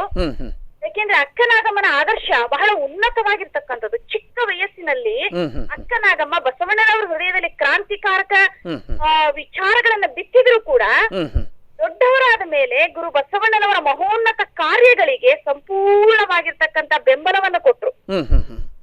ಹಾಗಾಗಿ ಅವರ ಒಂದು ಸ್ಮಾರಕ ಆದ್ರೆ ಇವತ್ತು ಎಲ್ಲ ಹೆಣ್ಣು ಮಕ್ಕಳಿಗೂ ಅಕ್ಕನಾಗಮ್ಮ ತಾಯಿ ಆದರ್ಶ. ಚಿಕ್ಕ ವಯಸ್ಸಿನ 25 ವಯಸ್ಸಿನ ತಮ್ಮ ಜ್ಞಾನಿ ಚನ್ನಬಸವಣ್ಣನವರನ್ನ ಕಳ್ಕೊತಾರೆ, ಮಗನನ್ನ ಕಳ್ಕೊತಾರೆ, ಮಗ ಚನ್ನಬಸವಣ್ಣವ್ರನ್ನ ಕಳ್ಕೊತಾರೆ, ತಮ್ಮ ಗುರು ಬಸವಣ್ಣನವರನ್ನ ಕಳ್ಕೊತಾರೆ, ಪತಿಯನ್ನ ಕಳ್ಕೊತಾರೆ. ಆದ್ರೂ ಧೃತಿಗೆಡಲ್ಲ. ಗುರು ಬಸವಣ್ಣನವರ ಒಂದು ತತ್ವ ಪ್ರಚಾರವನ್ನ, ಧರ್ಮವನ್ನ ಜನರಿಗೆ ಮುಟ್ಟಿಸಬೇಕು ಅಂತ 70ರ ಇಳಿ ವಯಸ್ಸಿನಲ್ಲಿ ಝಾನ್ಸಿ ರಾಣಿ ಲಕ್ಷ್ಮೀಬಾಯಿ ಹೇಗೆ ಬೆನ್ನಿಗೆ ದತ್ತು ಪುತ್ರರನ್ನ ಕಟ್ಟಿಕೊಂಡು ಖಡ್ಗ ಹಿಡಿದು ಹೋರಾಡಿದ್ರಲ್ಲ, ಹಾಗೆ ಅಕ್ಕನಾಗಮ್ಮ ತಾಯಿಯವರು ಬೆನ್ನಿಗೆ ವಚನ ಸಾಹಿತ್ಯವನ್ನ ಕಟ್ಟಿಕೊಂಡು 70ನೇ ವಯಸ್ಸಿನಲ್ಲಿ ಹೋರಾಡಿ ಸಂಪ್ರದಾಯವಾದಿಗಳ ವಿರುದ್ಧ ಹೋರಾಡಿ ವಚನ ಸಾಹಿತ್ಯವನ್ನ ರಕ್ಷಣೆ ಮಾಡಿ ಕೊಟ್ಟಿದ್ದಾರೆ ಸರ್. ಅಂತ ಆದರ್ಶವಾದಂತಹ ಮಹಿಳೆ, ಅಂತ ಕ್ರಾಂತಿಕಾರಕ ವಿಚಾರಗಳನ್ನ ಬಸವಣ್ಣನವರ ಹೃದಯದಲ್ಲಿ ಬಿತ್ತಿದಂತಹ ಮಹೋನ್ನತ ಚೇತನ, ಸಮಾಜ ಸುಧಾರಣಾ ಕಾರ್ಯದಲ್ಲಿ ಹೆಗಲೆನೆಯಾಗಿ ನಿಂತಹ ಚೇತನದ ಸ್ಮಾರಕ ಆದಾಗ ನೂರಾರು ನೊಂದ ಮಹಿಳೆಯರಿಗೆ ಇವತ್ತು ಅಕ್ಕನಾಗಮ್ಮ ಆದರ್ಶಪ್ರಾಯರಾಗ್ತಾರೆ. ಇವತ್ತು ವಚನ ಸಾಹಿತ್ಯದ ಅಡಿಗಲ್ಲು ಅಕ್ಕನಾಗಮ್ಮ ಅಂತ ಹೇಳ್ಬೋದು. ಹಾಗಾಗಿ ಅಂತ ಸಾಹಿತ್ಯವನ್ನು ಉಳಿಸಿದಂತಹ ತಾಯಿಯ ಕ್ಷೇತ್ರ ಉಳಿಬೇಕು. ಮುಂದಿನ ಪೀಳಿಗೆ ಅಂತಹ ಚೇತನವನ್ನ ಸ್ಫೂರ್ತಿ ಪಡಿಬೇಕು. ನೂರಾರು ಜನ ಸ್ಮಾರಕದಲ್ಲಿ ಕುಳಿತು ಪ್ರಾರ್ಥನೆ, ಅವರ ಒಂದು ವಚನದ ಚಿಂತನೆ, ಧ್ಯಾನ ಮಾಡಬೇಕು. ಆಧ್ಯಾತ್ಮಿಕವಾದಂತಹ ಒಂದು ಅಕ್ಕ ನಾಗಲಾಂಬಿಕಾ ಅನುಭವ ಮಂಟಪ ಆಗಬೇಕು. 12ನೇ ಶತಮಾನದ ಅನುಭವ ಮಂಟಪದ ಮಾದರಿಯಲ್ಲಿಯೇ ಈ ಒಂದು ಅನುಭವ ಮಂಟಪ ಆಗಬೇಕು ಅನ್ನುವಂತಹ ಮಹೋನ್ನತವಾದಂತಹ ಘನತರವಾದ ಉದ್ದೇಶ ನಂದಷ್ಟೇ ಅಲ್ಲ ಸರ್, ಈ ಕರ್ನಾಟಕದಲ್ಲಿರ್ತಕ್ಕಂತ ಬಸವಣ್ಣನವರ ತತ್ವವನ್ನ ಎಲ್ಲ ಇಷ್ಟಪಡ್ತಕ್ಕಂಥವ್ರು, ಬಸವಣ್ಣನವರ ಆದರ್ಶಗಳಿಗೆ ಬೆಲೆ ಕೊಡ್ತಕ್ಕಂಥವ್ರೆಲ್ಲರೂ ಕೂಡ ಅಂತ ಒಂದು ಸ್ಮಾರಕ ಆದಾಗ ಖಂಡಿತವಾಗ್ಲೂ ಅಂತ ಒಂದು ಜ್ಞಾನದಾಸೋಹದಲ್ಲಿ ಭಾಗಿಯಾಗ್ತಾರೆ. ಅವರು ಇವತ್ ನೂರಾರು ಜನ ಬರ್ತಾ ಇದಾರೆ ಸರ್ ಸ್ಮಾರಕ ನೋಡಕ್ಕೆ ಅಂತ. ಎಲ್ಲ ಶಿಥಿಲಗೊಂಡಿದೆ, ನಿಲ್ಲಕ್ಕೆ ಇಲ್ಲ, ಅಲ್ಲಿ ಸ್ಥಳ ಇಲ್ಲ, ಬಹಳ ನೊಂದು ಹೋಗ್ತಾ ಇದ್ದಾರೆ. ಹಾಗಾಗಿ ಸರ್ಕಾರ ಈ ನಿಟ್ಟಿನಲ್ಲಿ ಗಮನವನ್ನು ಸೆಳೆದು ಅದನ್ನ ಸ್ಮಾರಕ ಮಾಡಿದ್ರೆ ಖಂಡಿತವಾಗ್ಲೂ ಕೂಡ ನಮ್ಮ ಒಂದು ಪರಂಪರೆಯನ್ನು ಉಳಿಸ್ದಂಗಾಗತ್ತೆ, ನಮ್ಮ ಸಾಹಿತ್ಯವನ್ನು ಉಳಿಸ್ದಂಗಾಗತ್ತೆ, ಈ ಒಂದು ಸಮಾಜಕ್ಕೆ ಒಂದು ಉನ್ನತವಾದಂತಹ ಕೊಡುಗೆಯನ್ನು ಕೊಟ್ಟಂಗಾಗತ್ತೆ ಅಂತ ನನ್ನ ಅಭಿಪ್ರಾಯ ಸರ್. ಎಸ್ ಮೇಡಮ್, ಹಾಗೆ ಬಹಳ ಮುಖ್ಯವಾಗಿ ಸರ್ಕಾರದ ಕಣ್ಣು ತೆರೆಸಲಿಕ್ಕಾಗಿ ಇಲ್ಲಿಯ ಒಂದು ಏನು ಸಾಹಿತ್ಯ ಪ್ರೇಮಿಗಳಾಗಿರ್ಬೋದು, ಅಕ್ಕ ನಾಗಲಾಂಬಿಕೆಯ ಅಭಿಮಾನಿ ಭಕ್ತವೃಂದದವರಾಗಿರ್ಬೋದು, ಯಾವ ರೀತಿಯಾದಂಥ ಚಟುವಟಿಕೆಗಳನ್ನು ಆರಂಭ ಮಾಡಿದ್ದಾರೆ ಮತ್ತು ಸರ್ಕಾರದ ಮುಂದೆ ತಕ್ಷಣದ ಬೇಡಿಕೆಗಳೇನು ಅಂತಕ್ಕಂಥದ್ದು ಈ ಸ್ಮಾರಕ ನಿರ್ಮಾಣ ಆಗುವ ಹಿನ್ನೆಲೆಯಲ್ಲಿ? ಸರ್, ನಾವೀಗ ಮೊದಲನೇದಾಗಿ ಸ್ಮಾರಕ ಆಗಬೇಕು ಅಂತ ಈ ಒಂದು ಅನುದಾನ ಸರ್ಕಾರದಿಂದ ಸಿಗತಕ್ಕಂತಹ ಅನುದಾನದಿಂದ ಈ ಸ್ಥಳ ತುಂಬಾ ಕಡಿಮೆ ಇದೆ ಸರ್. ಸ್ವಲ್ಪ ವಿಶಾಲವಾದಂತಹ ವಿಸ್ತಾರವಾದ ಸ್ಥಳವನ್ನು ಕೊಂಡ್ಕೊಂಡು ಅಲ್ಲಿ ಸ್ಮಾರಕ ಮೊದಲನೇದಾಗಿ, ಆಮೇಲೆ ಅಕ್ಕ ನಾಗಲಾಂಬಿಕಾ ವೃದ್ಧಾಶ್ರಮ, ಅನಾಥಾಶ್ರಮ, ಆಮೇಲೆ ಅಲ್ಲಿ ಅನುಭವ ಮಂಟಪ ನಡೆದು ನಿರಂತರ ಜ್ಞಾನ ದಾಸೋಹ ನಡಿಬೇಕು, ಪ್ರಸಾದ ದಾಸೋಹ ನಡಿಬೇಕು. ಇದಕ್ಕೆಲ್ಲ ನಮಗೆ ಸರ್ಕಾರದಿಂದ ಅನುದಾನ ಸಿಕ್ಕರೆ ಈ ಸಮಿತಿ ಮಾಡ್ಕೊಂಡು ಈಗಾಗಲೇ ಬಹಳಷ್ಟು ತರೀಕೆರೆಯಲ್ಲಿ ಜನರು ಕೂಡ ಸಹಕರಿಸ್ತಾ ಇದ್ದಾರೆ. ಎಲ್ಲಕ್ಕೂ ದೊಡ್ಡದಾದ ಇರ್ತಕ್ಕಂತಹ ಸರ್ಕಾರದಿಂದ ಅನುದಾನ ಸಿಕ್ಕರೆ ಮಾತ್ರ ಕಾರ್ಯಗಳಾಗಕ್ ಸಾಧ್ಯ ಸರ್. ಒಬ್ಬರಿಂದ ಇಬ್ಬರಿಂದ ಆಗತಕ್ಕಂತಹ ಕೆಲಸ ಅಲ್ಲ. ಆಮೇಲೆ ನಮ್ಮ ಆನೆಹಳ್ಳಿ ಶ್ರೀಗಳು ತುಂಬಾ ಮುತುವರ್ಜಿ ವಹಿಸಿ ಈ ಕ್ಷೇತ್ರವನ್ನು ಉಳಿಸಬೇಕು, ಮುಂದಿನ ಪೀಳಿಗೆಗೆ ಇದೊಂದು ಆದರ್ಶಪ್ರಾಯವಾಗಿರ್ತಕ್ಕಂತ ಒಂದು ಕಾರ್ಯಕ್ಷೇತ್ರವಾಗಿ ಆಗಬೇಕು ಅಂತ ಹೇಳಿ ಎಲ್ಲರನ್ನ ಒಗ್ಗೂಡಿಸಿ ಅವರಿಗೆಲ್ಲ ಸ್ಫೂರ್ತಿಯನ್ನ ತುಂಬಿ ಎಲ್ಲರಿಗೂ ಒಂದು ಆದೇಶವನ್ನು ಕೊಟ್ಟು ಸರ್ಕಾರದಿಂದ ಸಿಗಬೇಕಾದಂತಹ ಅನುದಾನಕ್ಕೆ ಎಲ್ಲರೂ ಕೂಡ ಪ್ರಯತ್ನ ಪಡೋಣ, ಎಲ್ಲರೂ ಕೂಡ ಒಟ್ಟಾಗಿ ಒಂದು ಕಾರ್ಯವನ್ನ ಮಾಡೋಣ, ಈ ಸ್ಮಾರಕ ಮಾಡೋಣ ಅಂತಕ್ಕಂತ ಉದ್ದೇಶವನ್ನ ಹೊಂದಿದೀವಿ ಸರ್ ಸಮಿತಿಯವರು. ಖಂಡಿತ ಖಂಡಿತ. ಹಾಗೆ ಈಗ ಸದ್ಯ ಸರ್ಕಾರದಿಂದ ಪ್ರತಿಕ್ರಿಯೆ ಯಾವ ರೀತಿಯಾಗಿದೆ ನಿಮ್ಮ ಬೇಡಿಕೆಗಳಿಗೆ? ಏನಾದರೂ ಅನುದಾನ ಬಿಡುಗಡೆಗೊಂಡಿದ್ದು ಅಥವಾ ಚಟುವಟಿಕೆಯನ್ನ ಸರ್ಕಾರದವರು ಆರಂಭ ಮಾಡಿದ್ದು ಏನಾದರೂ ವಿಷಯ ಇದೆಯಾ ಅಂತ, ವಿಚಾರಗಳು ಆರಂಭವಾಗಿದೆಯಾ ಅಂತ? ಸರ್, ಯಡಿಯೂರಪ್ಪ ಈಗಾಗಲೇ ನಾವು 2-3 ವರ್ಷಗಳ ಹಿಂದೆನೆ ಬಹಳಷ್ಟು ಶ್ರಮ ಪಟ್ವಿ ಸರ್. ಯಡಿಯೂರಪ್ಪನವರ ಸರ್ಕಾರದಲ್ಲಿ ಇದ್ದಾಗ 1.5 ಕೋಟಿ ನಮಗೆ ಅನುದಾನ ಬಿಡುಗಡೆ ಮಾಡಿತ್ತು. ಅಲ್ಲಿ ಇರ್ತಕ್ಕಂತ ದಾಖಲೆಯಲ್ಲಿ ಸ್ಥಳಾವಕಾಶ ಕಡಿಮೆ ಇರೋದಕ್ಕೆ ಇಷ್ಟು ದೊಡ್ಡ ಒಂದು ಬೃಹತ್ ಯೋಜನೆಗಳಿಗೆ ಸ್ಥಳ ಇಲ್ಲ, ನೀವು ಮೊದಲು ಸ್ಥಳ ಕೊಂಡುಕೊಳ್ಳಿ ಅಂತ ಅವರು ಹೇಳಿದ್ದಕ್ಕೆ ಈಗ ಹಣ ವಾಪಸ್ ಹೋಗಿದೆ ಸರ್. ಹಾಗಾಗಿ ಈಗ ಸ್ಥಳವೂ ಕೂಡ ವಿಸ್ತಾರವಾಗಿ ಬೇಕಾಗಿದೆ, ಆಮೇಲೆ ಸ್ಮಾರಕವೂ ಕೂಡ ಆಗಬೇಕಾಗಿದೆ. ಸ್ಮಾರಕ ಇರೋ ಸ್ಥಳ ತುಂಬಾ ಕಡಿಮೆ ಇದೆ ಸರ್. ಆ ಸ್ಥಳದಲ್ಲಿ ನಾವು ಬೃಹತ್ ಯೋಜನೆಗಳನ್ನ ಹಾಕೊಂಡು ಬೃಹತ್ ಪ್ರಮಾಣದ ಸ್ಮಾರಕ ಇಂತಹ ಏನ್ ಯೋಜನೆಗಳು ಇವೆಲ್ಲವನ್ನ ಮಾಡೋದಕ್ಕೆ ಸಾಧ್ಯ ಆಗಲ್ಲ. ಹಾಗಾಗಿ ಸಾಕಷ್ಟು ನಮ್ಮ ಆಂಜನೇಯವರಾಗಿರ್ಬೋದು, ಆಮೇಲೆ ತರೀಕೆರೆ ಶ್ರೀನಿವಾಸ್ ಅವರು, ಆಮೇಲೆ ಮಾಜಿ ಶಾಸಕರಾಗಿರ್ತಕ್ಕಂತಹ ಸುರೇಶ್ ಅವರು ಎಲ್ಲರ ಸಹಕಾರದಿಂದ ಪ್ರಯತ್ನ ಮಾಡ್ತಾ ಇದೀವಿ ಸರ್. ಇನ್ನು ಯಾವುದೂ ಕೂಡ ಅನುದಾನ ನಮಗೆ ಆಗಿಲ್ಲ. ಆಗುವ ಒಂದು ಭರವಸೆ ಇದೆ. ಅದೇ ಸರ್, ಪ್ರಯತ್ನದಲ್ಲಿ ಇದ್ದೀವಿ. ಇನ್ನು ಸ್ವಾಮೀಜಿಯವರು ಅವ್ರ ಮೇಲೆ ಎಲ್ಲ ಮನವರಿಕೆ ಮಾಡ್ತಾ ಇದ್ದಾರೆ. ಇಂತಹ ಒಂದು ಕಾರ್ಯ ಯೋಜನೆ ಹಮ್ಮಿಕೊಂಡಿದೀವಿ, ಇದನ್ನು ಉಳಿಸಬೇಕು, ಮುಂದಿನ ಪೀಳಿಗೆಗೆ ನಾವು ಇದನ್ನ ಕೊಡಬೇಕು ಅನ್ನುವಂತಹ ಒಂದು ಎಲ್ಲ ಬೇಡಿಕೆಯನ್ನ ಅವ್ರ ಮುಂದೆ ಇಟ್ಟಿದೀವಿ ಸರ್. ಇನ್ನು ಯಾವುದೇ ರೀತಿಯಿಂದನೂ ನಮಗೆ ಅನುದಾನ ಆಗಿಲ್ಲ, ಭರವಸೆಯನ್ನ ಕೊಟ್ಟಿದ್ದಾರೆ ಸರ್. Yes madam. ಹಾಗೆ ಈಗ ಸದ್ಯಕ್ಕೆ ಈಗ ಶ್ರೀನಿವಾಸ್ ಅವ್ರ ಜೊತೆಗೆ ಕೂಡ ನಾವು ಮಾತನಾಡಿದೀವಿ ಆರಂಭಕ್ಕೆ ಒಂದು 5 ಕೋಟಿ ಈಗ ತುರ್ತಾಗಿ ನಾವು ಸ್ಯಾಂಕ್ಷನ್ ಮಾಡುವ ವಿಚಾರದಲ್ಲಿದ್ದೇವೆ. ಮಾನ್ಯ ಮುಖ್ಯಮಂತ್ರಿಗಳು ಈ ಬಗ್ಗೆ ನಮಗೆ ಮೌಖಿಕವಾಗಿ ಒಪ್ಪಿಗೆಯನ್ನು ಕೂಡ ಕೊಟ್ಟಿದ್ದಾರೆ. ಈಗ ತುರ್ತಾಗಿ ಆ ಒಂದು ವಿಚಾರವಾಗಿ ನಾವು ಈಗ ಹೆಚ್ಚಿನ ಗಮನವನ್ನು ಹರಿಸ್ತಾ ಇದ್ದೇವೆ ಅಂತ ಹೇಳಿದರು. ಈಗ ಆರಂಭದ ಅನುದಾನದಲ್ಲಿ ಯಾವ ಕಾಮಗಾರಿಯನ್ನು ಮೊದಲಿಗೆ ಎತ್ತಿಕೊಳ್ಳುವ ವಿಚಾರ ಸಮಿತಿ ಮುಂದೆ ಅಥವಾ ಅಲ್ಲಿ ಅದನ್ನು ನೇತೃತ್ವ ವಹಿಸಿದವರ ಮುಂದಿದೆ? ಯಾವ ರೀತಿಯಾಗಿ ಈಗ ಚಟುವಟಿಕೆಗಳನ್ನು ಸ್ಮಾರಕಕ್ಕೆ ಬೇಕಾದ ಹಾಗೆ ಆರಂಭ ಮಾಡುವವರಿದ್ದೀರಿ? ಸರ್, ಫಸ್ಟ್ ಫಸ್ಟಿಗೆ ನಾವೇನ್ ಮಾಡ್ಬೇಕು ಅಂತಿದೀವಿ, ಅವ್ರ ಏನ್ ಸರ್ಕಾರದಿಂದ ಅನುದಾನ ಬಿಡುಗಡೆ ಆದ ತಕ್ಷಣ ಅಲ್ಲಿ ನಿಲ್ಲೋದಕ್ಕೂ ಸೂರಿಲ್ಲ ಸರ್. ಬಂದಂತವ್ರು ಭಕ್ತರು ಬಂದಂತವ್ರಿಗೆ ನಿಲ್ಲೋದಕ್ಕೂ ಸ್ಥಳ ಇಲ್ಲ. ಅದಕ್ಕೋಸ್ಕರವಾಗಿ ಒಂದು ಅನುಭವ ಮಂಟಪ, ಧ್ಯಾನ ಮಂಟಪ ತರ ಮಾಡಿ ಅಕ್ಕ ನಾಗಮ್ಮನವರು ದೊಡ್ಡದಾದಂತಹ ಭಾವಚಿತ್ರವನ್ನ ಇಟ್ಟು ಅಲ್ಲಿ ನಿರಂತರವಾಗಿ ಒಂದು ಪ್ರಾರ್ಥನೆ, ಧ್ಯಾನ, ಚಿಂತನ, ಫಸ್ಟ್ ಒಂದು ದೊಡ್ಡ ಸಭಾ ಮಂಟಪ ಹಾಲ್ ಮಾಡ್ಬೇಕು ಅಂತ ಧ್ಯಾನ ಮಂಟಪ ತರ ಮಾಡಿ ಅದ್ರ ಮೂಲಕ ಫಸ್ಟ್ ಅನುದಾನ ಬಿಡುಗಡೆ ಆದ್ರೆ ಅದನ್ನ ಫಸ್ಟ್ ಮಾಡಿ ಬಂದಂತವ್ರು ನಿಲ್ಲಕ್ ಮಳೆಗಾಲದಲ್ಲಿ ಬಂದ್ರೆ ನೆಂದು ಹೋಗ್ತಾರೆ, ಬೇಸಿಗೆಯಲ್ಲಿ ಬಂದ್ರೆ ಬಿಸಿಲಲ್ಲಿ ಬೆಂದು ಹೋಗ್ತಾ ಇದ್ದಾರೆ. ಹಾಗಾಗಿ ಫಸ್ಟ್ ಅದನ್ನ ಮಾಡ್ಬಿಟ್ಟು ನಂತರದ ಹಣದಲ್ಲಿ ಐಕ್ಯ ಮಂಟಪ ಸುತ್ತ ಒಂದು ಸ್ಥಳವನ್ನು ಕೂಡ ಖರೀದಿ ಮಾಡಿ ಏನು ನಾನು ಅಕ್ಕ ನಾಗಂಬಳಿಕೆ ಅವರ ಒಂದು ವೃದ್ಧಾಶ್ರಮ, ಅನಾಥಾಶ್ರಮ, ಆಮೇಲೆ ಏನು ಗ್ರಂಥಾಲಯ ಮಾಡ್ಬೇಕು ಅಂತ ಇದೀವಿ ಸರ್.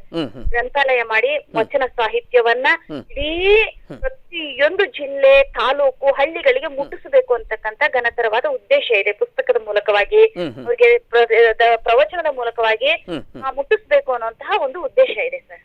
ಎಸ್ ಮೇಡಮ್, ನಿಮ್ಮೆಲ್ಲ ಪ್ರಯತ್ನಗಳು ಸಫಲವಾಗಲಿ ಅಂತಕ್ಕಂಥದ್ದು ಕೂಡ ನಮ್ಮ ಸದಾಶಯ. ಇದಕ್ಕೆ ಒಳ್ಳೆಯದಾಗಿ ಆದಷ್ಟು ಬೇಗ ಸರ್ಕಾರ ಸ್ಪಂದಿಸಲಿ, ಇದು ನಿಮ್ಮ ಪ್ರಯತ್ನಗಳು ಫಲಿಸಲಿ ಅಂತಕ್ಕಂಥ ಸದಾಶಯದೊಂದಿಗೆ ಇದುವರೆಗೂ ತಾವು ನೀಡಿದ ಎಲ್ಲ ಮಾಹಿತಿಗಾಗಿ ಮತ್ತು ಅಭಿಪ್ರಾಯಕ್ಕೆ ತಮಗೆ ಸಾಕಷ್ಟು ಅಭಿನಂದನೆಗಳನ್ನು ಸಲ್ಲಿಸ್ತಾ ಇದ್ದೇವೆ. ನಮಸ್ಕಾರ sir. Sharaneshwara. Thank you. Yes ವೀಕ್ಷಕರೇ, ಇದುವರೆಗೂ ಕೂಡ ಇವತ್ತು ಬಹಳ ಮುಖ್ಯವಾಗಿ ಇವತ್ತಿನ ಈ ಕಾರ್ಯಕ್ರಮ ಏನಿದೆ, ಪ್ರವಾಸಿ ತಾಣವಾಗಲಿದೆ ಅಕ್ಕ ನಾಗಮ್ಮ ಗದ್ದುಗೆ ಅಂತಕ್ಕಂಥದ್ದು, ಏನು ತರೀಕೆರೆಯ ಒಂದು ಸ್ಮಾರಕ, ಅಕ್ಕ ನಾಗಮ್ಮರ ಸ್ಮಾರಕದ ಕುರಿತಂತೆ ಇವತ್ತು ಆ ಭಾಗದಲ್ಲಿ, ಚಿಕ್ಕಮಗಳೂರು ಜಿಲ್ಲೆಯ ತರೀಕೆರೆ ಭಾಗದಲ್ಲಿ ಎಷ್ಟೊಂದು ಚರ್ಚಿತವಾಗಿ ಈ ವಿಷಯವೂ ಇದೆ, ಇದರ ಅಗತ್ಯತೆ ಎಷ್ಟಿದೆ, ಇದನ್ನು ಉಳಿಸಿಕೊಳ್ಳುವಲ್ಲಿ ಎಷ್ಟರ ಮಟ್ಟಿಗೆ ಅಲ್ಲಿಯ ರಾಜಕೀಯ ಪ್ರತಿನಿಧಿಗಳು, ಅಲ್ಲಿಯ ಸಾಹಿತಿಗಳು ಮುಂತಾದವರು ಯಾವ ರೀತಿಯಾಗಿ ತೊಡಗಿದ್ದಾರೆ ಅನ್ನೋ ಹಿನ್ನೆಲೆಯಲ್ಲಿ ಇದುವರೆಗೂ ಕೂಡ ಇವತ್ತು ವಿಶೇಷವಾದಂಥ ಚರ್ಚೆ ನಡೀತು.